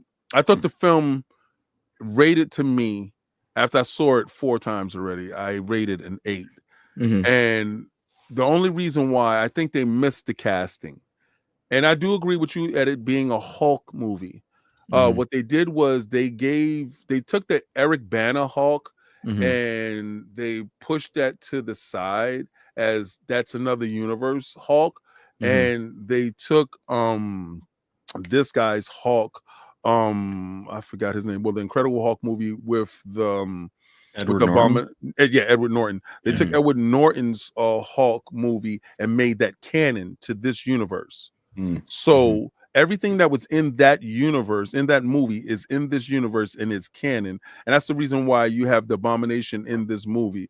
So the Hulk that we see now is actually supposed to be Edward Norton in this. So that's how it aligns with him. I think they're going to reconcile the Hulk's body transformation later on to get him somewhere to make sense, because we're going to see a change with this. So I understand this being that, and they're setting up what Gamma does, but it also introduced a new metal to the universe that is key. So this is why I feel like this is a tentpole movie where they introduce major characters, major villains, major plot points, and a direction that the Marvel universe is going in forward. So I do think this is a key movie if you're interested in the Marvel universe to see it and try to understand. But I think casting wise, they missed the ball. They missed the ball on one of the agents that is part of the Red Room. I didn't think that she was pretty enough for the job, to be honest with you, because all Black Widows have to be extremely attractive, because seduction is A+ on their infiltration strategy, right? So you cannot be fugly, short, and don't fit. Sorry, I don't mean to hurt your feelings, but you're not Scarlett Johansson type of, and that's the bar. That's the bar. So if you want to seduce billionaires and make them think something, you have to be A+, and they also must be able to fight. I think the president was too old. Harrison Ford is too old for the role. Not saying that he wasn't great. I think he was great in the role. I just think he's too old for the role, because he's going to age himself out by 2 films. Right? By 2 films, you're going to be looking to cast somebody else in that place. And I think they felt that Anthony Mackie couldn't hold the movie on his own. So they had to surround him with Giancarlo Esposito, and they had to put Harrison Ford in the film. Giancarlo Esposito, I felt, was too old for the role of the character that he played as well, because he's going to age himself out by 2 films down, because these films take 5 to 6 years to make. So he's going to be aged out of that role. So by the time we get to whatever the future is, I do believe that we will have different characters for those individuals. But other than that, casting wise, I think they missed the mark, where I think that is Marvel's strong suit. This movie didn't hit that. But other than that, I feel that the movie is an 8, and you will have a great time. So did I do a good job with not spoiling anything for you? Yeah. No, you intrigued the hell out of me. I'm actually I'm really curious what actually happens, because I agree with you on the Harrison Ford. I just looked it up. I was actually thinking like a good replacement for Harrison Ford would have been Daniel Craig. Yes. And I would have loved to have seen him as that, because I agree with you. I'm worried about Harrison pushing too much. Yeah. And I'm ready for Harrison just to be like, okay, you know, enjoy your life. You've earned it. Like, totally just keep that out. I want to bring it back to the handheld thing, and I just put it somewhere and I can't remember where it was. I don't expect an answer. I don't expect you to necessarily know, even if you can say, but the thing that will sell me on Xbox's handheld is this little guy right here. Oh, that'd be dope. Memory. He's holding up a memory stick for the Series SX. Series X and the S. Yeah. If I can stick one of these guys into an Xbox handheld and have my library instantly native on a handheld, I will buy that device instantly, because that will guarantee that I can swap because I hot swap a lot, because my living room Series X is on Wi-Fi, and trying to update Call of Duty on that is a real pain in the butt. So I usually grab my memory stick and I put that in the one that's hardwired, and I instantly like download it, update it. I take the card, I put it back out in the other one, and I'm good to go to enjoy games on the living room TV, the nice one, and have that. So yeah, if they come out with a handheld, I don't know if you know, No, I don't. But I would love for them to be able to have these little memory cards have more life in them than just the launch of the series. All right, so I can probably give you a thought process. What if all right, why would Microsoft make their own proprietary handheld if it's not going to be as high in spec as Asus or Lenovo? Let me see who's the other one. Asus, Lenovo. Oh, did you have G Cloud? No, I keep my mouth shut. Okay. I wondered. I was like, is it it's one more. I can't say it. I can't say it till after the 18th. Right. So that's 3 of them that I know of. I think it's a possible 4. I don't know about that, but I know it's 3 for sure. Right. Why would they make their handheld? What would change? What would make it different? Being that it won't be as superior as far as spec go, because I believe those devices will be upwards of probably $800 maybe, right? Yeah. Because if you see the ROG Ally, you look at the price. I know the first time you saw it, it was like, whoa, wait a second, right? So €5 from Milan Cross says, "Enjoy the trip, guys." That's for the trip. That's not for the Crocs. No. Everything from here, everything counts. Yeah, there you go, buddy. Sorry. Yeah. So and yeah, I want everybody that's watching right now. Y'all do see the Crocs in the airport thing. This stuff is going to be recorded.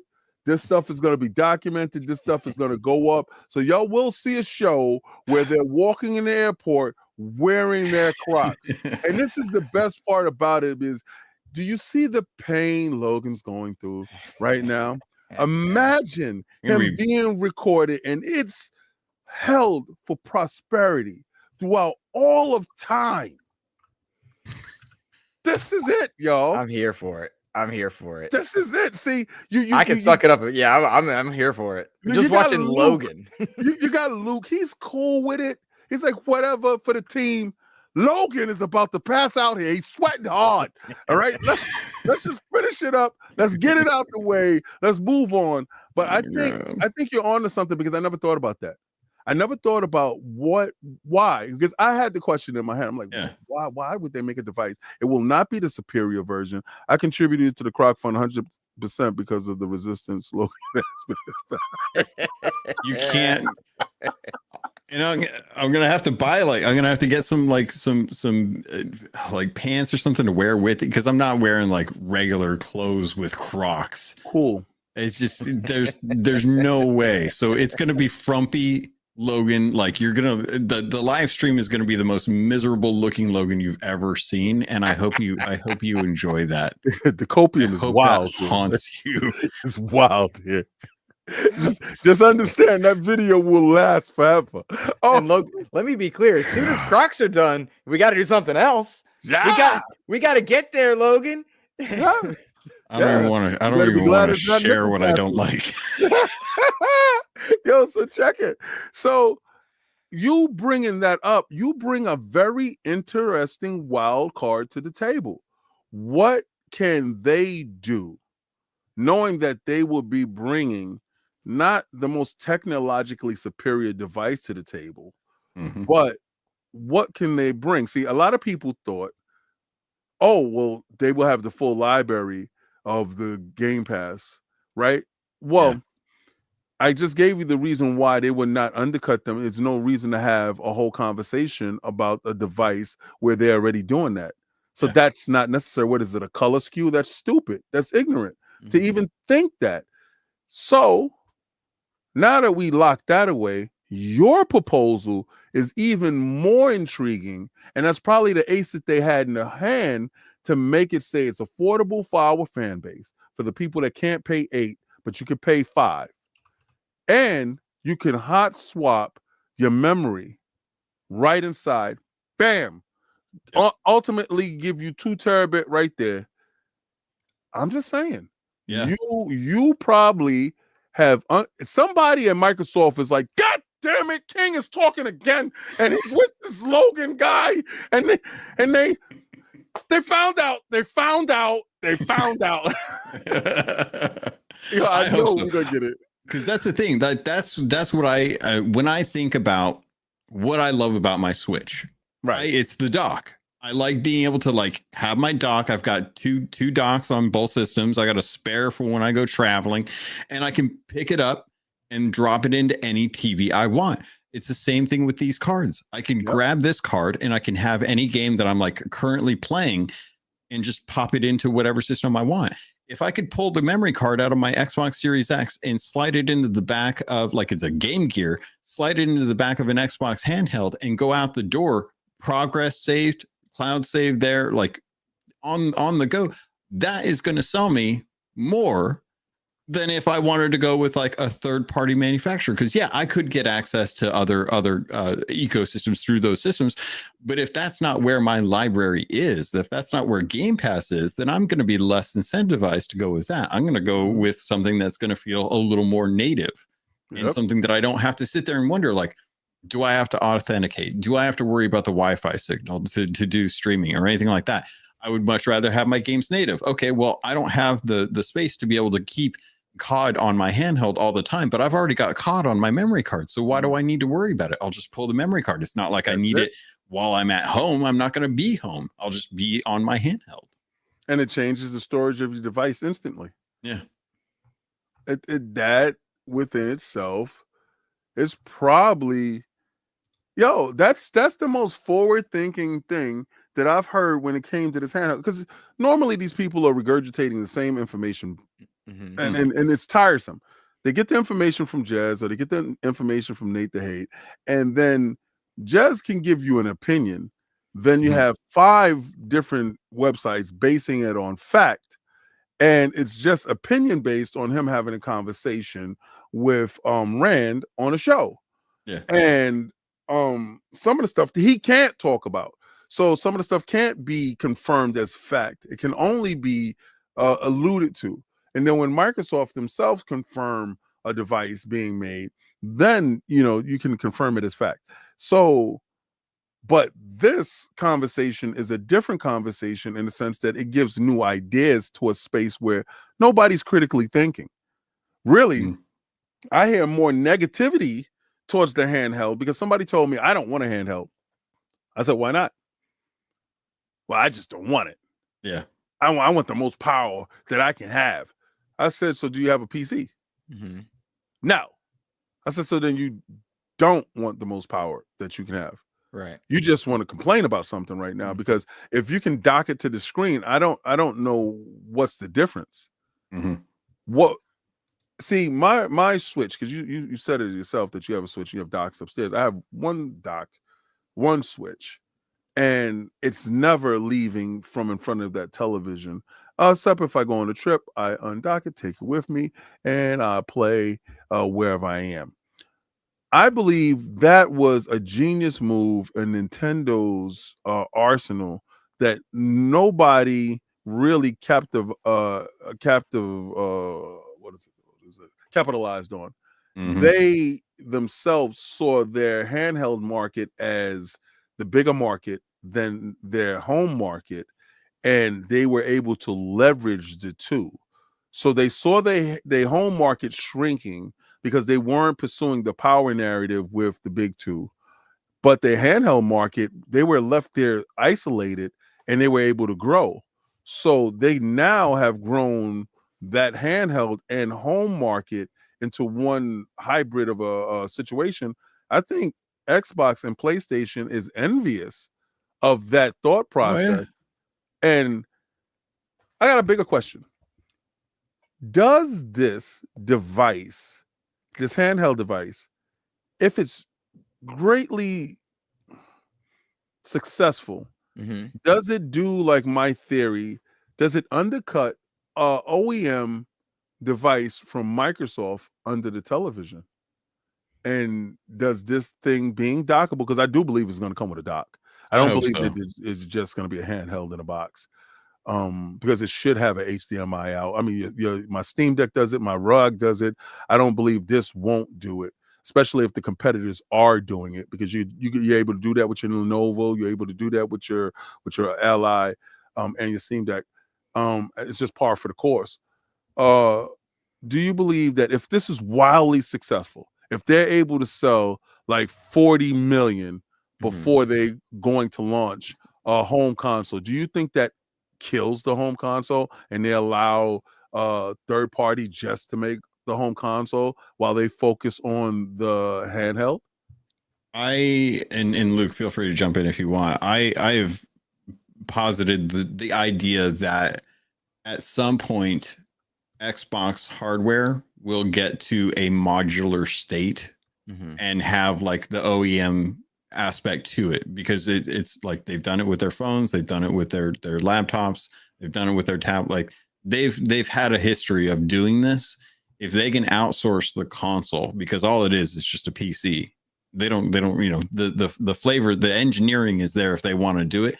But if this was like a pre-Switch lifespan, I would have said there's no way. But like Switch has proven that you can go from a home console to a handheld and succeed. Yeah. And at this point, it's clear to me that the hardware can handle most games at a good clock. Like they still look good. We already saw like Assassin's Creed Shadows just got announced for being rated for the Steam Deck. So we know. Are you, David? I know Addict's playing Shadows. Are you playing Shadows? Mm-mm. Okay. All right. Just curious. I got too much on my plate. No, I'm overwhelmed. Like, yeah, after the Shadows review, which goes up soon this week, after that, like, I'm glad I get to take a break, because we did Avowed, Monster Hunter, Shadows. We had 2 interviews in there. There was a hardware Sniper Elite preview. Then we had the Expedition 33 and Atom Fall preview. Like, dude, I'm tapped. Yes. We had Schreier on 2 weeks ago. Like, I'm worn out. It's like I need a break. when they put up in the chat, all right, who's tackling these games? I'm like, okay, Val definitely had to do that. We're in it. I'm still in finish of Val, and I'm upset. I gotta finish this game. Love that. But then the next game came out, and then okay, so you got to review this. I got an NDA game that I'm doing right now, and the Assassin's Creed thing popped up. I said, as much as I want to, I can't. And I know, and I understood the task. Ubisoft is way too big of a task for me to have a little bit of time that I do have to game. And I have this addiction. It's called Marvel Rivals and Fortnite. Let's go. Right? Yeah. This addiction that's serious. It's a black hole game. You look up and you start it at 1 o'clock and it's 6. And yeah, you got to get to your videos. Yeah, that stuff happens to me daily. So I don't have the bandwidth to incorporate another review right now. Now, I'm going to do South of Midnight whenever that goes to us. Because my connection with that game after we did go try it in New York City and did the small review of what the level that we did get to play, that was level 3, and the interview that we did with the CEO and the art design and the combat design guy, those interviews were incredible. The game itself is so much more than the negative Twitter space wants you to believe it is. And it's not the DEI stuff that everybody tries to make it out to be. It's absolutely not. But it's a tearjerker, because I got up from playing the game with tears in my eyes, and I asked the CEO, what did I say? He said, all you said was yes. Like, yes. And it was that powerful of a game and that small encapsulation that I got a chance to play. So I'm greatly looking forward to it. Same. That's the only thing. I'm real curious how Hazel. I'm looking forward to how she gets through everything and where she, because that opening intro with her and her mom, I'm like, okay, that's the rift, that's the character arc that she has to get through, and she's going to have to go through all of these levels, all these creatures, all this the cryptoids and the mythology and stuff from that era, that location, and just all the culture that's there. On the other side, she has to find her mom, and there has to be some sort of like reconciliation. So I'm really excited to find out her arc and where she learns of who she talks to, and the music is amazing, just hands down. But yeah. I'm looking forward to South of Midnight. That's going to be my next one after Assassin's Creed. I think is like I want to find out where that story is and where it goes, because it seems like what I enjoyed about Banishers Ghosts of New Eden. Oh, but that's like that. It's like that gameplay and that story. It's like there's like Banishers is an amazing game. I that can't. game was wild. Wasn't that good? Yes. Dude, the gray areas that they had in that game are fantastic, and I loved having to try and come to choices. That's what I enjoyed about Avowed as well too, is those choices that you had to make, and real choices. Yeah, actual Yeah. consequences and stuff like that. And Banishers did that exceptionally well. And when I look at like South of Midnight, I'm like, yes, this is that type of game. This is one of those games where you are going to have to make calls and you're going to have to decide how you approach that. And I don't, just to interject, I don't think you're going to make decisions that change the outcome of anything in South of Midnight. What I do believe from what I've played, that you're going to uncover parts of stories and lore inside the area that is intertwined, because I think when I think of the South, I think of rich history and stories that is told in between individuals that become canon to that area. Like, did you hear about Jack and what happened to Jack with his brother and stuff like that? And then you listen to somebody else and you get more of the story.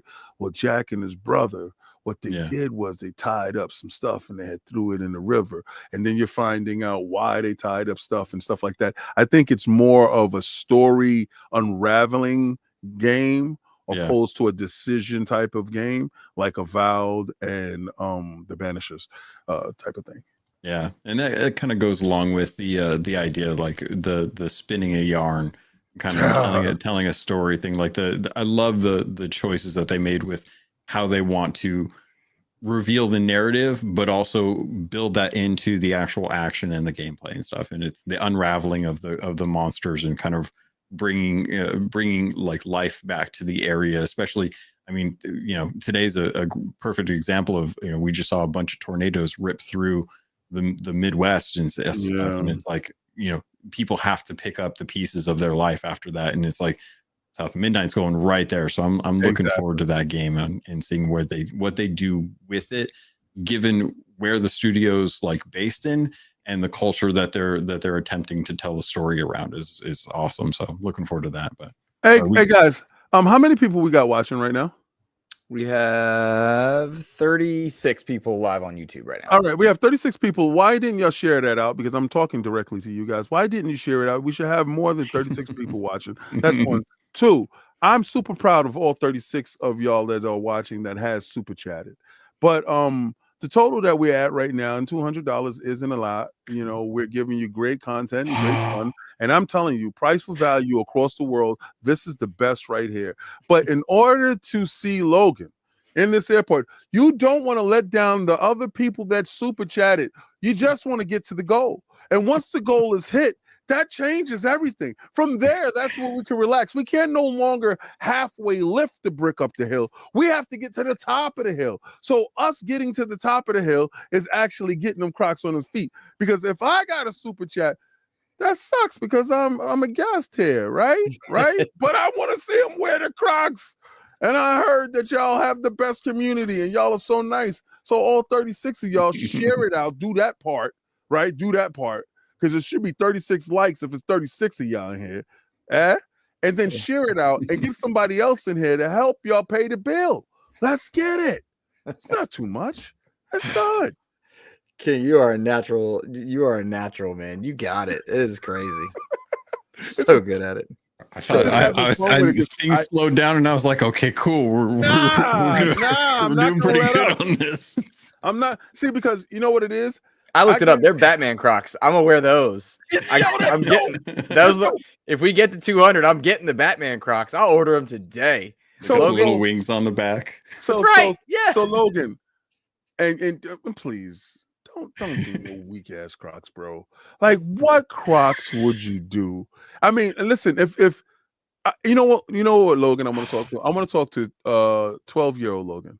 because 12-year-old Logan was still young enough to be a kid. He wasn't 14-year-old Logan who thought he was hot. That Logan right there. The one that I like. I want the Logan that was 12 years old that was blowing bubbles with bubble gum. That Logan, not the one that decided blowing bubbles is too childish. I don't want that Logan. Yeah. I want the 12-year-old one who still thought playing with Transformers was cool. That Logan that blowing into cartridges. That's the Logan that I'm looking for here. Which ones would he pick? I'm like, it's all right. So I don't know. There's two sides of Logan. One's like scary. Yeah. The other's like fun. I think I got some Friday the 13th ones out there, Logan. I'm looking here. No, if it was 12-year-old Logan. Yeah, that's not all. Yeah. All right, 12-year-old Logan, that would have been 94. So, God, what was I? I mean, 94 Logan was playing Star Fox on a Super Nintendo, watching Jurassic Park on repeat on his VHS. God, like reading Nintendo Power in the living room to try and bait his parents into getting him an N64. Like that's what that Logan was into. Eating pudding cups on the regular, like probably too many. Yeah, that's cool. But Logan was fun. He was fun. Fun. What would that Logan wear? They got dinosaur Crocs. I mean, I don't. Of course they do. They got Jurassic Park Crocs. Yeah. You can feel like a velociraptor in them, Logan. They got little. You could be walking through the airport doing your Tyrannosaurus Rex. I mean, like the kid in you really shouldn't die, right? They're gonna have to put a little. They're gonna have to put the lanyard on me that says that I've got the invisible the invisible thing that you like. I can't remember what they call it, but the disability, the invisible disability lanyard. And they're gonna give me a little laminated card, and they're gonna be like, he is wearing dinosaur Crocs. So clearly, like the adults have dropped him off, so just make sure he gets to his gate. No. It's all inside. No, Logan, if we get to 250, will you put one of them giblets on like your lip ring thing? Like, that'd be wild. Like, I think that'd be great, personally. I gotta figure if they do have a pair of Jurassic Park Crocs. This is frightening. I'm just saying, like that'd be fun for me. I did better when we were talking about Captain America. Because right now we're at 150. If I did my math right, like real time, if I did my math right, we're at 150. So we're $50 away from getting Crocs. And like it's okay if we don't get today. I mean, King won't let me out of this one, but like I'll let it extend into next week. But I got Batman ones. They're in the cart. I'll order them. If we get to 250 though, Logan. I want one of them giblets. I gotta buy these Crocs. I've never seen these Crocs a day in my life. These Crocs. Oh my God. I've never seen Crocs like this ever. Don't even hype that up. No. They got laces. I'm not believing this. All right, hold on. Yes, that's the part. Like, hold on. I gotta put it in the chat. Hey, why? Hey, don't get out of here with that. What are you doing here? Is a 50. I declined the offer. All right, let me copy this right here. I got to copy this because I got to put this in the chat. You got to see this because this, and I know you're going to laugh. You're going to laugh, and I don't care. Because I wear Crocs anyway. Here we go. Moving with shades is nuts. It's dirty work. Here we go. I'm never telling any of my friends about these. All right, so I saw these, and I've never seen Crocs with laces ever. But I just saw a pair right now, which is nuts. That's insane. I'm frightened. I am frightened by this. While he's doing this, see the price on those things? The price on those things is crazy. That is wild. While if y'all can see it, but I'm gonna get him some Jurassic Park Crocs right now. Let me see if I can't pull this in. What are these? At some point, we got to talk about Ubisoft. Yes, we got to talk about Ubisoft. We got to get back on track somewhere in here. God. let's see my here. God, These are what is- hideous. Yeah, those are absolutely it right there. Oh my God. Those are the road to Tokyo's for me, bro. Oh man. Here, I'll put these up on the Oh, you're I'll getting put it. these Okay. up on the thing. There you go. That's Whoa. that one. I'm gonna give you the Batman. Yeah, show the top because you're just showing the side. You're being mean. Show Oh what they my look God. like, bro. Show those. There you go. Show those Crocs. Yeah, baby. Show God, them. that's hideous. Show Oh, That is man. them, so baby. Yeah, hideous. yeah. Oh, dude, that's. Yeah. I would love to see Logan in that. I like the laces. I can't say I don't like that. Looks the No. laces, man. God, no. This looks like it is purposefully something that you would see at like a clown convention. Are you kidding me? cool. I'm here for it. I'm here Yo, for look, it. I'm gonna send you the ones that I'm getting Lord Cognito. Show the Batman one, Logan. Show the Batman Okay. All right. one. Because I'm telling you, once we get there, click, click. I'm here God. for it. I'm here Yeah. for it, and I'll put I'll it put- the YouTube short. put it It'll in be the on the box. channel. I put I the am- ones in the bottom, and they even have the giblets in it. Oh, whoa, those are the kids. They don't have those. They got Naruto. Oh, Oh, those yeah, are the these fat are- ones. Oh, See, I'm not look. Are you kidding me? Yes, sir. Yes, sir. Batmobile wing. That's right. Look at that. yeah, they look got at Minecraft. They got Harry Potter. They got Star Wars. They got Marvel. Mm-hmm. They got Disney. They got Oh my Gundam. God. They got Yep. Fortnite. They got Pokemon. So we are at 150 right now in this fundraising to get us to the Croc goal. When we get to 2, I'm ordering those Batman Crocs because I'm here for y'all and y'all are here for me, and I'm cool with it. I'm down All with it all. All right. Wow. So did you see that last one I clicked at the bottom? Yeah, I'm getting it now. Yeah. See these dragons. And this is what me and Cog is gonna be wearing. The Dragon Ball. Oh no! The Dragon Look at Ball. that ball! Look at that ball right there. Yes! Pause. There you go. Yes, son. He has no idea. Oh, my God. Yeah, I love it. yo. So imagine that with the jacket, the satin jacket with the Dragon Ball Z in the back, orange, flaming, stepping off the plane. People gonna know. Oh, they're tourists for sure. Mhm, mhm, Oh my God. mhm. They've never been here before. Yep. Remind me to send a DM to Cog and just give him my sympathies. That's all I got. Don't send it. Don't send it till after their show. Yet No, tomorrow. no. Yeah. Yeah, no. I'm not gonna. I'll right. just remember. Remind me. right. That's the All road to Tokyo. That's the road to Summer Game Fest. Road to We Yes. appreciate all y'all. It's gonna I'm be here so for much this fun, one. guys. Oh man. Once we get to the Croc one, though, I can take one for the team and do some Little Caesars pizza because I know this know this King. I hate Little Caesars pizza. Why? I'm just He never hasn't had it. He hasn't had it No. in like 5 years. So Oh, he's just making calls. no. It's terrible. I went and bought plenty of Little Caesars when they were doing them Call of Duty codes. No, I went and yeah, bought plenty of those. no thanks. Trying to get that operator. Being a person with limited time, and I'm trying to give my wife days off from cooking or whatever, and I'm editing and doing all this work all the damn time. I'm like, okay, you know what? I'll put in for some Little Caesars pizza. My son likes pizza or whatever. I'll shoot up there and pick up a pie. My go-to really for myself is thin crust. Mhm. I get a thin crust pie. It's not too much. It's light. Mhm. Come back home. But every now and then I do dabble with the deep dish. Mhm. And then, and that's it. That or so breadsticks or whatever, but not too much. But all right, so you said you wanted to get back to Ubisoft or Handheld or something. So all right, so yeah, let's bring it back here. There are a couple things just kind of floating out in the ether. I feel like we've talked a good bit about Project Kennan. Right. I do want to talk about. I've seen it in the ether that Ubisoft is shopping its IP around, and I heard on a couple different shows this week, whether it was Mav's show, whether it was Project X Talk, or spreading there. I can't remember which one it was, but some people were saying that Ubisoft's shopping stuff around, but there's no way they're selling Assassin's Creed. There's no way they're doing this. Let me tell you right now my theory here.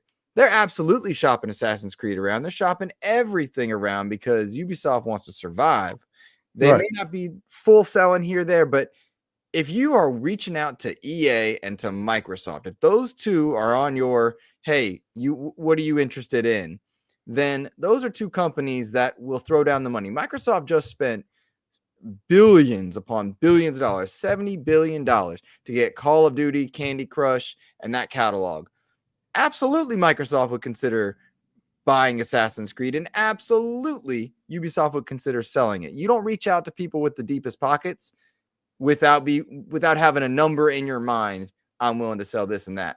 And Microsoft has shown, as we talked about earlier in the show, that they are willing to put stuff everywhere, that they're willing to work with multiple publishers across multiple ecosystems, across multiple geographic areas. Was it Ubisoft controls Call of Duty in the UK on cloud, that kind of stuff. But Assassin's Creed is definitely available in there. They have a number for every single one of their franchises, from the smallest stuff of Starlink and Rayman up to Assassin's Creed and Watch Dogs and anything else. So I guess the question that I have for you guys and for chat is, what IP are likely to be sold from Ubisoft, if any? And who do you think's picking it up or making the call to be interested in them? Okay. This is very eerily similar to ABK. When Jim and what was that? The old CEO over at ABK, Bobby was there. Yeah. And Phil was there. There were conversations on ABK still being ABK and a lot of the games being licensed off to the companies. And it seemed to Phil that Jim had the inside track on Starfield and a lot of other titles, Indiana Jones. And Phil got sick and tired of being second. He got tired of being a bridesmaid. He got sick and tired of being the bridesmaid because they had just purchased ZeniMax, and they, the ZeniMax deal first. Yep. He got sick and tired of being the bridesmaid with the ZeniMax stuff, always coming in second place, always coming into this, and they were going to license stuff off. So the purchase goes out for ZeniMax, locks ZeniMax up. Always intertwine both of them because both stories is pretty much similar. Same thing transpires with ABK. ABK falls into their lap, falls down to the floor stock-wise. Shareholders are panicking because they're seeing their money just fall to the floor. You can't sell off your stock because then it looks like insider trading, this, that, and the third. You go through investigations, can't do it. So you're like pretty much locked into place while your pockets is draining, and there's really nothing that you could do about it. And they want some type of relief. Sony was going to try to work out a deal to save ABK, but line them up in a way that puts those games as PlayStation first. Phil looked at that and said, that can't happen. Now, the ZeniMax games is going to be locked away to the Xbox ecosystem. That was going to be from Indiana Jones complete, only on Xbox. Starfield, only on Xbox. Every game, only on Xbox. That's where they were. Outer Worlds, only on Xbox. All that stuff that they purchased early on, they were purchasing with the mindset of this. When ABK fell and hit the floor, they saw a proper opportunity to go in and swoop in and to purchase. Court, yada, yada, yada. Took too long. Puts them in a different position. King. No. I love that guy. Clutch Kwando, I love you. And listen, let me tell you something, Clutch. That day, when we're there and we're having the dinner at Summer Games Fest, because we always do it every year, I will record them with their Crocs on. And we're going to have a Crocs party. We're going to have a nice little dance off. Because you're going to show me how to line dance in your Crocs there, Luke. And Logan, you're going to be there as well. Oh, my God. So thank you. Let's wrap that up. Let's bundle that up. Let's get that right there. There we go. So, all right. So Yes, just puts a little bit more zest. Do everybody in the room, y'all can all exhale. Because y'all all wanted to see it, but y'all was like, damn, man, I do got to pay this much, and this stuff is coming out, and I do want to support. And I did help. Yo, Clutch coming in. The sun shines a little bit brighter today because of you. That's right. God. You understand, sir? Sir or madam, I'm assuming you're a guy. That's an assumption I should never make. You're just a fellow gamer that loves this content, and I appreciate you. So I'm going to give you the best of me here right now, and I appreciate you. So Phil decided to go and do that, and this thing takes so much, and the plans change.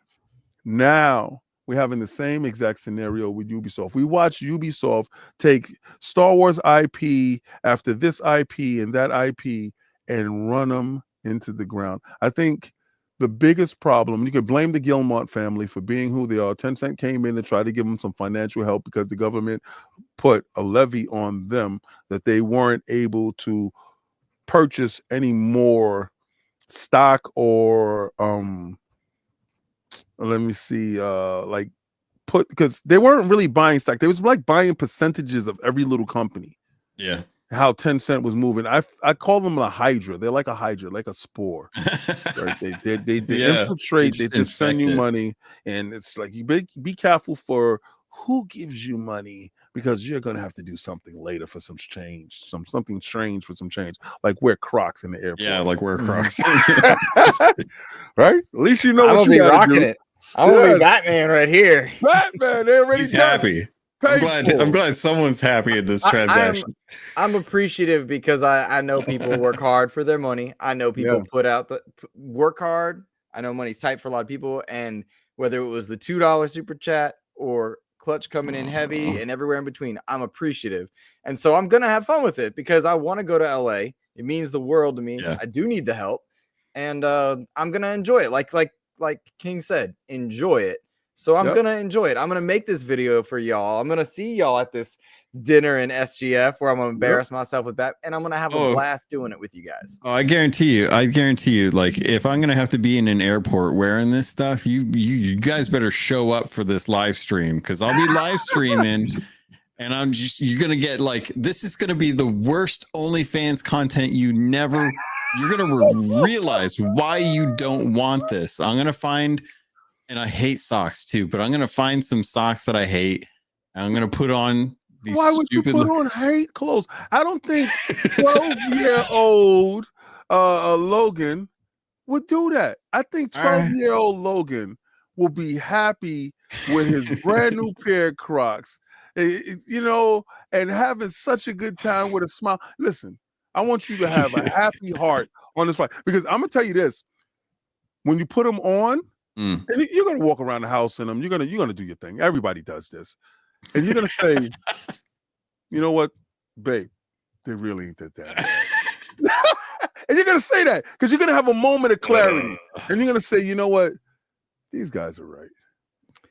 Ordered. I hope so. And nobody in the airport. Like when you put yours in, you're gonna see like 20 more ahead of yours, and you're gonna be like, "We're a whole team together here. We're together here. We're family, right?" And you're gonna get on your flight, and you're gonna see everybody in the aisle, and they're gonna be like, they know something that you know, because y'all are in on the secret. That's right, Batman Crocs ordered. Love this. All right, so this is the proper moment where the Guillemot family and the shareholders, because the shareholders actually are going to march out in front of the building in April for the hidden stuff that's going on with the family. Very shady stuff, right? Where it comes to Ubisoft as a whole. I think the Guillemot family, them wanting to have so much control over it, and it's the reason why Tencent never stepped in to purchase, because the Guillemot family had some weird stipulations. They wanted to sell the company, and they would have sold, but they wanted to have some form of control over the IP. So I just want your money, and I want to do again what I've been doing. No, it's like how I feel about the Johnsons with the Jets. I don't want you to sell them, and I want you to get the hell away from football for the rest of your life because my Jets hurt. Get away. You've been doing it wrong for years. But being that EA is a large shark in this pool, and they do have a competing service that Xbox sees as a competitor with EA Access, because it is a direct competitor to Game Pass. Same thing with Ubisoft Plus is a direct competitor to Game Pass. And I think that is probably the only one that is equal to what Game Pass has to offer, minus third-party stuff. I believe, and this was my thought process to it, I believe Microsoft gets frustrated with bidding against a company that they feel that is inferior. I always feel that Satya himself is an all or nothing person.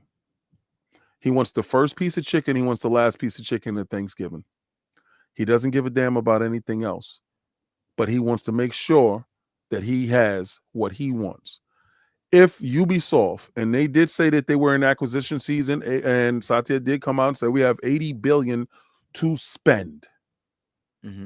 Ubisoft is not valued nowhere close to that. Actually, Ubisoft right now is probably valued at how much PlayStation paid for Bungie. And that sucks, right? That sucks because they have IPs and they have stuff that is necessary. So, but more to this is going into the next generation of wars where it's not platform wars. Everybody thinks it's going to be platform wars. I don't believe so. I believe it's going to be IP wars, because he who has the best IPs win. You can have the greatest platform, but if your platform doesn't have Fortnite, you don't matter. If your platform doesn't have Call of Duty, you don't matter. Marvel Rivals has stepped up into that space. Right about now, they have to have a consistency level to equal that. I believe Microsoft gets pissed off with EA because I think EA starts to make dummy bids, right? And they're looking at somebody that is hungry for money at the moment and desperate for survival. So if they're desperate for survival and hungry for money, they're going to entertain every bid that come across the board, be it for Gazy or for real.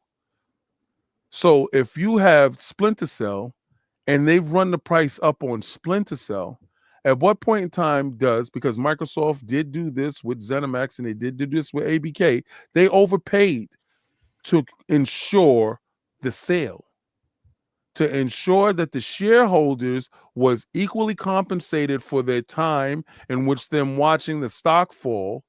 So the shareholders signed immediately to have the sale go through. I think Microsoft does the same exact thing with Ubisoft. I always advocated for them to get Ubisoft while everybody said everything else. I did want Square, but I also know that the barriers that are with Square. Now, people are going to say, well, King, they do have the streaming rights in Europe for Call of Duty, and the CMA put a stipulation that they cannot purchase Ubisoft during this period of time. It takes nothing for Ubisoft to sell those streaming rights to NVIDIA. And I already had the roadmap, guys. I already had the purchaser. I already had the people that would be ready to step in, because NVIDIA was the second person that Microsoft was going to sell that to. They would automatically look over at NVIDIA. That would not impair the deal from happening. So if that was your only hiccup, sorry, I already cleared that hurdle. They sell that, Microsoft purchased them, don't have to fight with EA for any titles. And then they can work with EA like they've worked with Platinum and Ninja Theory in order to bring games to fruition. So if EA looks at Rayman and they want to use that IP, oh, of course, Microsoft has no problem with leveraging IPs that Phil said recently. They have IPs. If any studio wants to use these IPs, they have no problem with licensing them. So why not purchase a company that is sure to go under anyway? Do your assessment, which will take at least a year or two to clear out all the redundancies inside the company.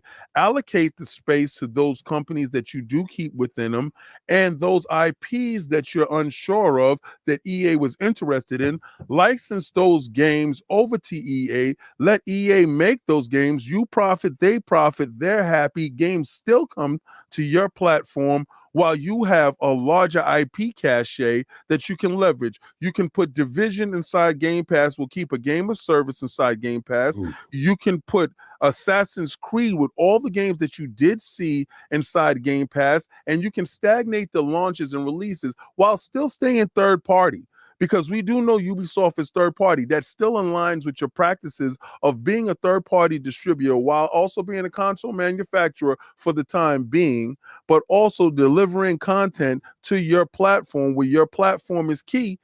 Ubisoft makes the perfect choice, and you still have a streaming service that they do utilize, and you can look at the tech in there because Microsoft and Xbox is more interested in purchasing tech. They do have cloud tech and AI tech that is useful for Microsoft and Xbox. They just don't have the funding in order to create games that have interest. And I think that is the perfect choice other than any other developer, than a Sega or anybody else. You buy them at the low and you keep it going. And I believe they are ripe for the picking, and Microsoft definitely will get frustrated with EA running up the prices. I can't argue that. I think it's really good reasoning. I think that that is what I would expect Xbox to do, especially given like how the whole ABK deal went through. It feels like they want to pick up what they lost because of the EU Commission and what the UK was doing as far as like the streaming rights go. Mm-hmm. As much as as a consumer, I honestly wish for Ubisoft to not sell to anyone, because I appreciate and enjoy the fact that there are games like The Crew Motorfest and Assassin's Creed Shadows that are taking games that are exclusive, were exclusive to consoles like Forza Horizon, and they make a third-party version of that. Like Assassin's Creed, to me, I look at that, I've seen the trailers, I've seen the previews and stuff for that, and I think that's a third-party Ghost of Tsushima. Right. And I think that is what a lot of gamers want. When I look at Ubisoft, I see full support behind every launch that Nintendo has with Mario plus Rabbids, with their Assassin's Creed games. Like, they put out that content, and they have multiple ways of addressing the monetization model. You want microtransactions? You got microtransactions. You want a season pass? You get a season pass. You want a cheap budget version? Wait 6 months. And they go and you want premium access, you can get early access for the collector's editions. You want the digital collector's edition stuff, you want the statues, we'll give you the statues. Like, they sell on all fronts. And my fear is if EA picks them, if Xbox picks them up, we will lose a diverse approach to access to games that these other companies won't want to support. And we, like, Luke and I have had bets, like, will Avowed have a physical edition? Will it not? And one of the things that I appreciate about Ubisoft games is that they do physical. They still support physical. They still do stuff like that. And I think that taking that away by having Xbox pick them up or EA pick them up is removing avenues for consumers, which I'm always against. And that's the fear that I'm worried about is that as much as I think it would be good to have Ubisoft Plus included into Game Pass, as much as I would love to have the backlog of Assassin's Creed games in Game Pass for people that have that, I also recognize these games go on sale for really cheap all the time. So anyone that doesn't have those games can generally get those for pretty much the cost of Game Pass every other month. And own them. So you don't own anything digital. Technically, but that's where I feel like exactly. But that's where I feel like legislation is needed, and you know, longtime listeners know, like, I go off on legislation when it comes to digital rights because it is far behind, and we have until we can sell our digital games to other people the way you can sell like a cartridge to someone at a garage sale. We will always be behind. We will always be lacking when it comes to digital purchases. We will always be stuck. I believe that. Okay, so the one pushback that I will give you on that thought process is this: until physical is dead, we won't have legislation with digital. And the reason why I say Yeah. this is because you have to have totality in the marketplace in order to put legislation through. Once you have the variable of physical, then you have to look at the whole thought process of equal value for equal distribution, right? So is it greater? Is a physical game greater in value than a digital game? So the moment that you release that you eliminate the physical and it's just digital, everybody is created equal, then you could put legislation in place. Does that make sense to you? It does. The only pushback I can offer on that is the industry that I work in is the car industry. For my normal job, I deal with titles, and I have to follow a lot of the legislation that gets passed through the government tied around to electronic titles. There has to be ways to have those maintained. There have to be redundancies involved, and the whole like electronic title industry right now is first come first serve. Right. There's no like they're in talks right now about that kind of stuff, and they're talking about oh god, what was it called, the blockchain stuff? I know what you're talking about. NFTs. NFTs. Yeah. They were talking. There are companies out there looking to try and use NFTs as a way to operate with car titles that are uniform across the board. Whereas right now there are multiple companies handling all of like the storage and processing for all of this stuff. That is where I would want to see video games go to, because to be perfectly honest, if I have an NFT of a game, not like cosmetics, I don't care about like hats, guns, skins, stuff like that. I don't care about transferring that to different games. Yeah. NFT is a non-fungible token, guys. Okay, go ahead. Yeah, sorry, a little backstory on that. So if I have an NFT, and I think unfortunately, I think companies went the wrong direction with that. If they had pitched NFTs as a way for you to digitally sell a game from your library to someone else's library and get a return on investment on that, companies wouldn't support it, because they would rather just the other person buy a copy of the digital game. Right. It's easier for them. They make full profit off of it. But I would love for the industry to have to get pushed into a direction that moves consumers into the forefront, to have like the consumers have full control over their library. So that if I want to pass on my library to someone, if I want to go to GameStop and swipe a card and sell my entire cart. Really good. Yeah, I'm listening. I want consumers to have that ability, because the only thing that is going to allow me to feel like I can give up fully on physical is knowing that if I buy a game and I complete it and I'm never worried about touching that game again, I would like to make a return on that. And the only way I can do that is if I have a secure, locked in way of being able to give that game to someone else for a cost of transaction. It could be store credits. I don't care, because it'll probably be in the same ecosystem. Right. But it's possible to move forward without killing off the physical first, because I see it in my industry. It has to die. All right. So remember when before this ABK stuff started, well, it was around the same time, Microsoft told you that you'd be able to go to GameStop, but how do I set it up? Microsoft invested a boatload of money into GameStop. Y'all remember that? Yeah, and then everybody got Surfaces, and the clothes look good, the shirts look good. And Microsoft moved in a position from the back of the store to the front of the store in equal parity with whoever the market leader was. If it's Nintendo or PlayStation or whoever, they were equally as visible when you walked inside the store. People thought it was just for a visibility standpoint. No, Microsoft told you that early on that there will be a buyback type of program where you would take your physical copies of your games and get a digital rendition of your copy. Remember that? Very early on? And everybody forgot all about that. I held on to that like a pit bull, and I never let it go. I never let it go for the simple fact that you promised me something and I never got it. I asked a question about that, and I said, what happened? What happened was, how long it took for this to happen. They put things in motion. Remember when they started closing down all their physical plants? Microsoft was the first ones to start closing. Sony closed down a couple. But Sony, for the most part, still is physical, right? They have 1 foot in, 1 foot out.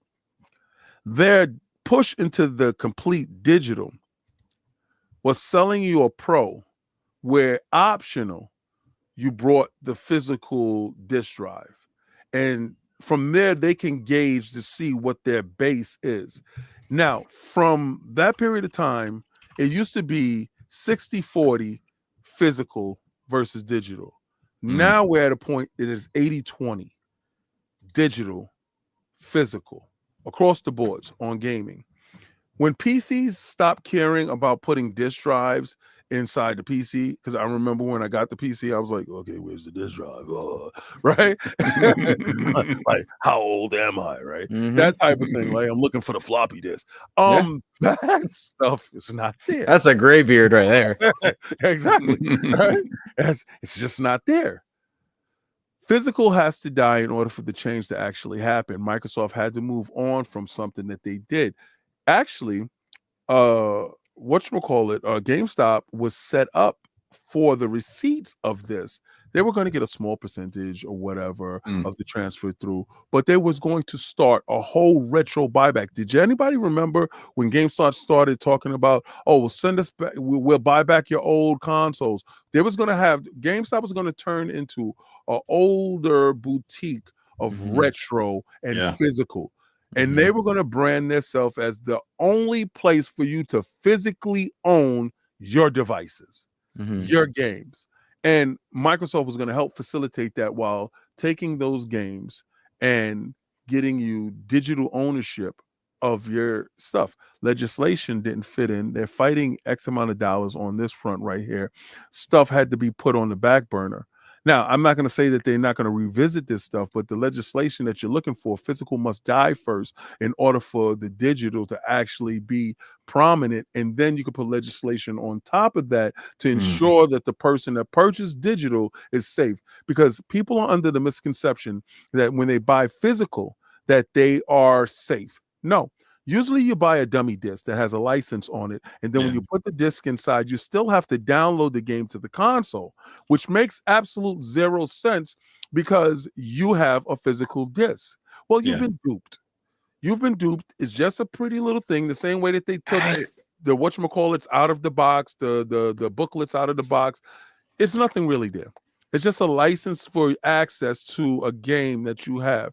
Anytime the service shut down, you're broken down. No matter what you own, physical or digital in this day, we have crossed the Rubicon. It's over with. And they have to, I do know people that like collector's editions. As you can see, I'm a collector of this stuff. All right. And I understand the need to see value and fandom for something that you love. But a physical disc is really a mock lie to you, whereas you can get a statue and you can get a representation of what the game is in the box if you like to put it up and show it off. But physical, for us to actually truly own, and with that new Sonic game with the compiler, the decompiler of that is leading towards real digital ownership where you can actually physically, digitally own something. And I think that is more impactful going forward with ownership in the digital space where they can't take it and you're able to move that digital game from whatever platform that you want to use it on. I do agree with you on that point. The physical disc just being the download, I feel like is the one aspect where I don't see eye to eye with you, because I do think that even though the servers are, because I mean, digital library, physical library, it's all the same at this point with the digital downloads. You're going to have to install it.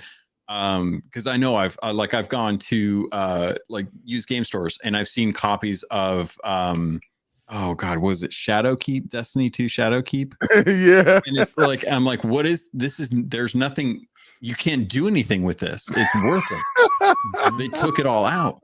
So like I'm seeing there and I'm like, okay, well, this is just a memorabilia disc at this it's like point. getting There's Concord nothing in at this there. point, right? Yeah, it's a Concord.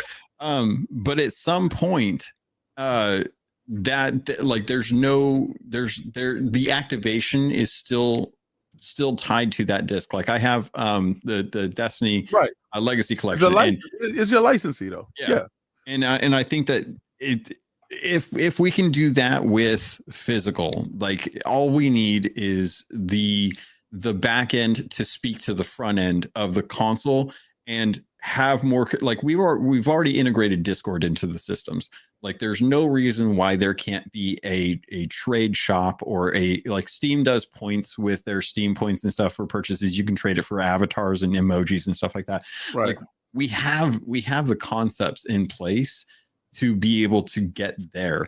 It's the thing that's going to have to push it is the FCC or what is it? The Trade or the Federal Trade Commission, FTC. Yeah, the FTC. The FTC has to tell Microsoft, you need to start offering opportunities for people to sell digital copies or digital licenses of their games to other people within your store. And because I guarantee you Satya will, unless it's tied to selling AI somehow, he's not going to say yes to that. Remember last year in June, they were supposed to talk about the Microsoft Game Store. You remember Were they? that? I do vaguely remember. And they were updating it. Yeah, there was. Oh yes, you were supposed to have a whole game store. So what they did was in the user bar, they were getting everything ready for tablets and all this other stuff, and then they hit that barrier with Apple because they were supposed to be on iOS. Yeah. And then iOS took them to court, but thank God for Epic. Epic went and did the good fight. Google jumped in and gave them the 1s and 2s, and right now Apple's appealing and stuff like that. All this stuff is tied up into courts where you could get exactly what you're asking for. Yeah. But the gatekeepers don't want that to happen. Oh yeah. Because there's money transferring in locked ecosystems. Locked ecosystems, you really need a physical because you're locked to this device. Now, could you imagine if you purchase in one place, that digital purchase that you purchase, and being that there's a third-party developer, well, I can take my digital purchase wherever I go. I just got to authenticate my digital purchase over at PlayStation or over at Microsoft or over at Nintendo. Well, you cut out somebody from getting some money there, buddy, and they're not trying to hear that part, right? So I do believe that digital games, being that I've told people before, I thought digital games meant cheaper prices because there's nothing physical. It's just code that you're transferring from here to there, and you're just doing authentication processes about these games, and you're not really doing any strong physical labor. There's no distribution, no manufacturing, no nothing. So we should be paying actually $20 a game, brand new. Well, no. They still want to have their margins, so they're talking about $100 a game. Well, if you're going to do $100 a game, I want my game to be universally purchased. I want it to play anywhere. And when I say anywhere, I don't mean anywhere in this ecosystem. I mean anywhere I see a screen, because I want to digitally really own this game like a non-fungible token. That's where the blockchain does come in, and that's where that stuff does make it secure. I think we're closer to that utopia, and I think companies like Microsoft, companies like Epic, and these other companies that do want to see games be ambiguous to any platform, they do want that, because that way you will actually see the growth of the industry, where now you as the person that's purchasing, wherever you choose to play changes. It opens up what really is the value. Wherever you choose value, the game takes the center stage, and the device itself actually takes a back seat, because the game itself can be played anywhere. So yeah, that's where I'm hoping to go. So to kind of bring it back to Ubisoft, right.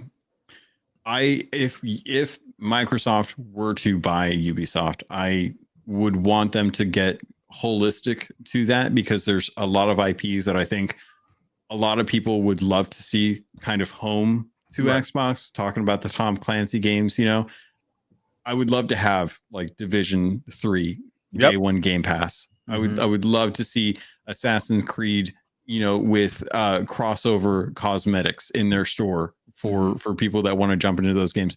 It would be fantastic to have something like that.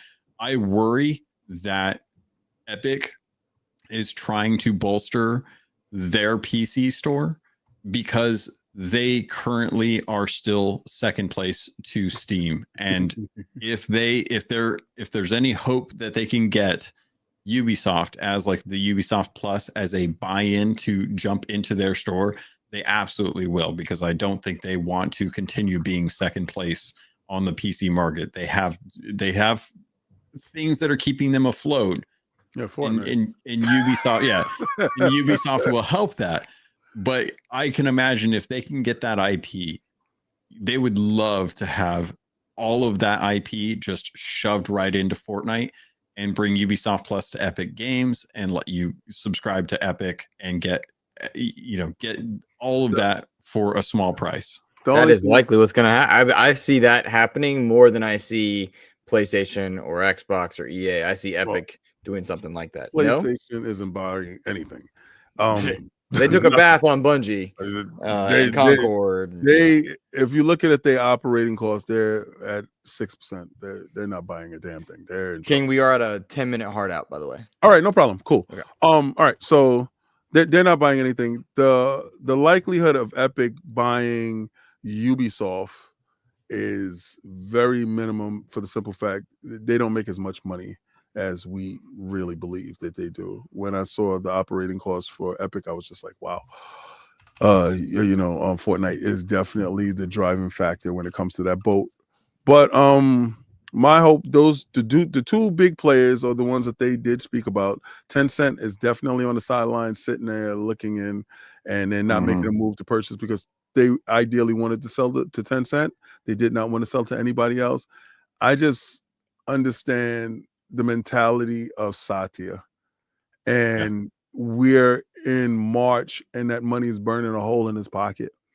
When you can yell at the president of the United States, our money is good because they have that $500 billion buy-in to the infrastructure of AI, and he said our money is good. I don't know about anybody else's. When you can talk like that, that means that you have the cachet in order to make things happen. And they do see Xbox as a valuable brand. When it outsold Windows, that's when everything changed. So when Microsoft name is involved and they say they're still in acquisition season, I wouldn't be surprised if tomorrow they picked them up entirely and then sold off some of the assets to other people, or ask the publishers who wants to be brought out like they did Toys for Bob. I could see that. I mean, that's logical. Craig Duncan, former head of Rare Studios, now in charge of a lot of studios, and that frees up Matt Booty to be walking around shaking hands, talking to people about stuff. So I could very easily see them going for Ubisoft and just making that partnership like a proper like first party thing. So I would love to see that. But man, what a day! What a day. Let me real quick. I want to read our patrons because we've given a lot of love to the YouTube friends today, but our patrons support us over at patreon.com/Xbox Expansion Pass. I want to thank them and read their names out, the tier 2 and 3 subs there.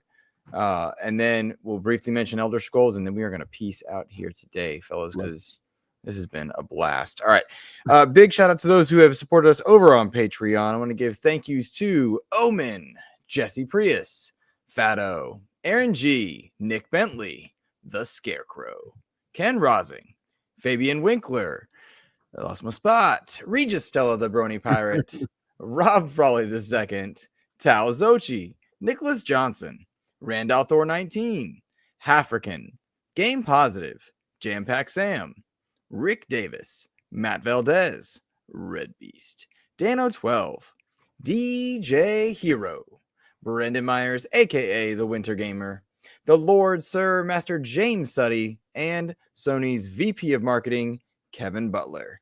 Thank you guys for supporting us. We appreciate you guys.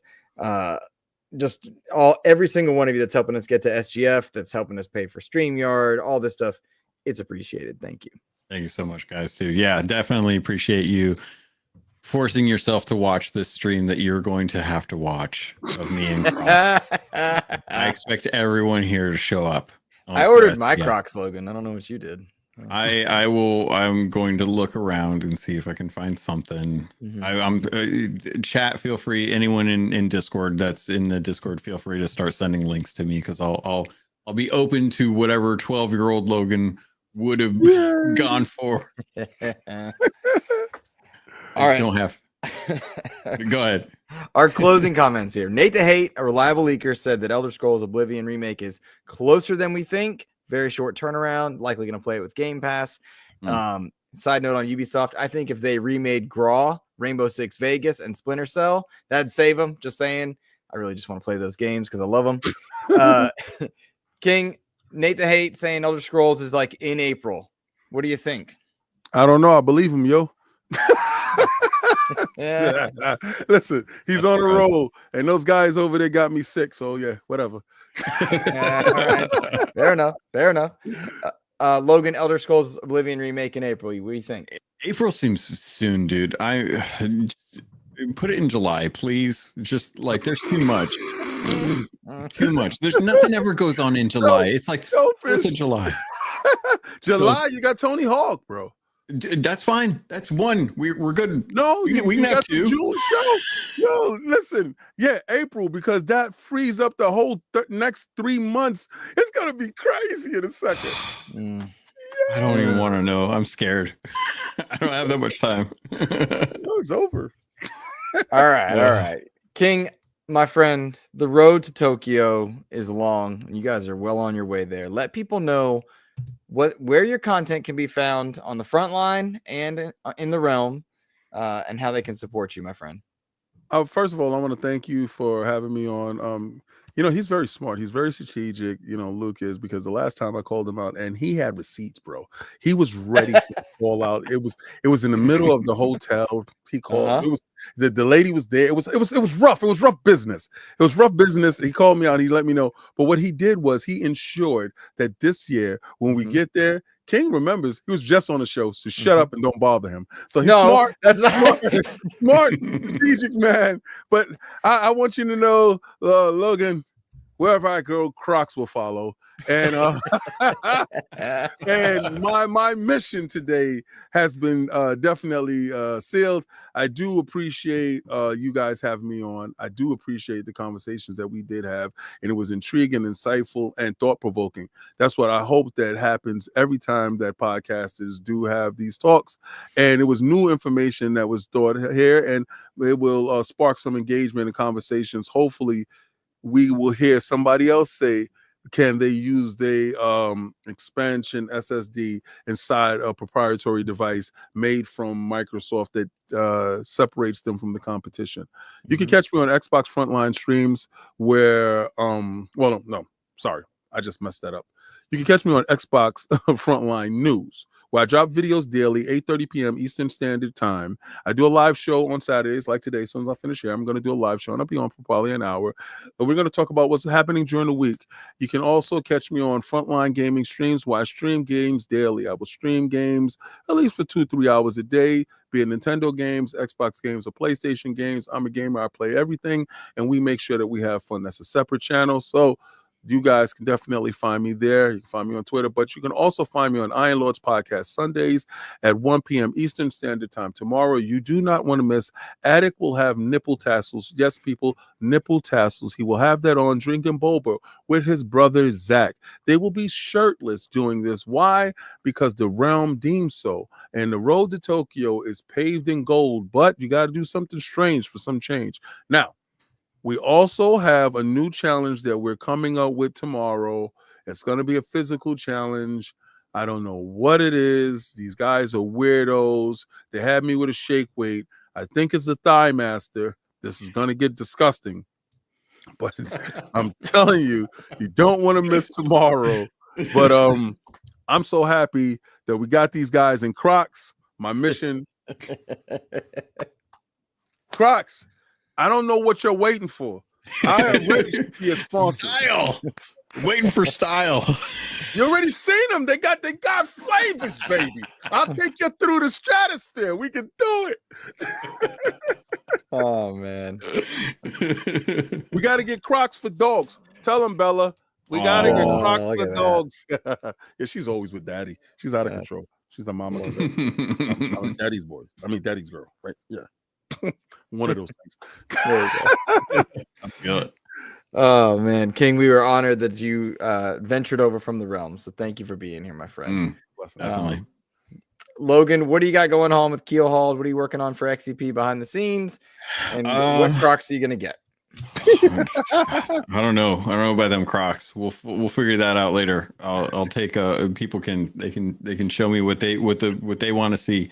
Keelhauled podcast. It's the 7th year anniversary for Sea of Thieves. So there's a whole bunch of celebrations going on right now. They just had a mystery for a bunch of cakes to go find. You're getting a ton of in-game stuff. They got a community weekend coming up next weekend, where you're going to get all the golden reputation that you want. So definitely get out there, try out the new Megalodons. They're wild. They're proper threats. I love them. So that's episodes coming out Monday, along with the YouTube version of that. So keep an eye out for that if you guys want your Sea of Thieves news. Outside of that, playing Assassin's Creed Shadows. That's all I can say about that. And then looking forward to what the rest of the next quarter is going to be for Xbox. So whatever's coming out on Game Pass, probably going to be playing that, jumping in, giving some thoughts and feelings, getting some discussion going around that with people, finding what they're playing, what they're checking out, and see if anybody's got any tips or tricks when it comes to like Obscura or Claire Obscura Expedition 33, because that's going to be a fun game. I think a lot of people are going to check that out. Big time. So that's what's going on there, man. There you go. Well, let's see. For XEP, of course, I'm working on the review for Assassin's Creed. I'm 20 plus hours in on that one. Doubt I will get to the 40-hour mark before I make my video, so keep that part in mind. When you do, I've got a couple interviews in queue. One of them I had to go through Disney and involves one of Logan's favorite characters. That'll be in April, though, just because they have to go through some development stuff. But we are on the road to SGF. We are going to be there. That's where I met King at an Xbox showcase in 2019 playing Battletoads. And I now own several Iron Lords t-shirts. I've met King. We hung out last year rather, at actual SGF YouTube theater. Watched the show side by side. It was a blast. Crazy. It was a good old time. Yeah. And I'm a fool. So if y'all around me, y'all gonna have some fun. It's a good time. It's a good time. So, all right, guys, that is going to be it for us. King, don't jump out right away. It'll kick you back out, and then I'll bring you back in. Okay. That's going to be it for us. Have a great rest of your week, everybody. Take care.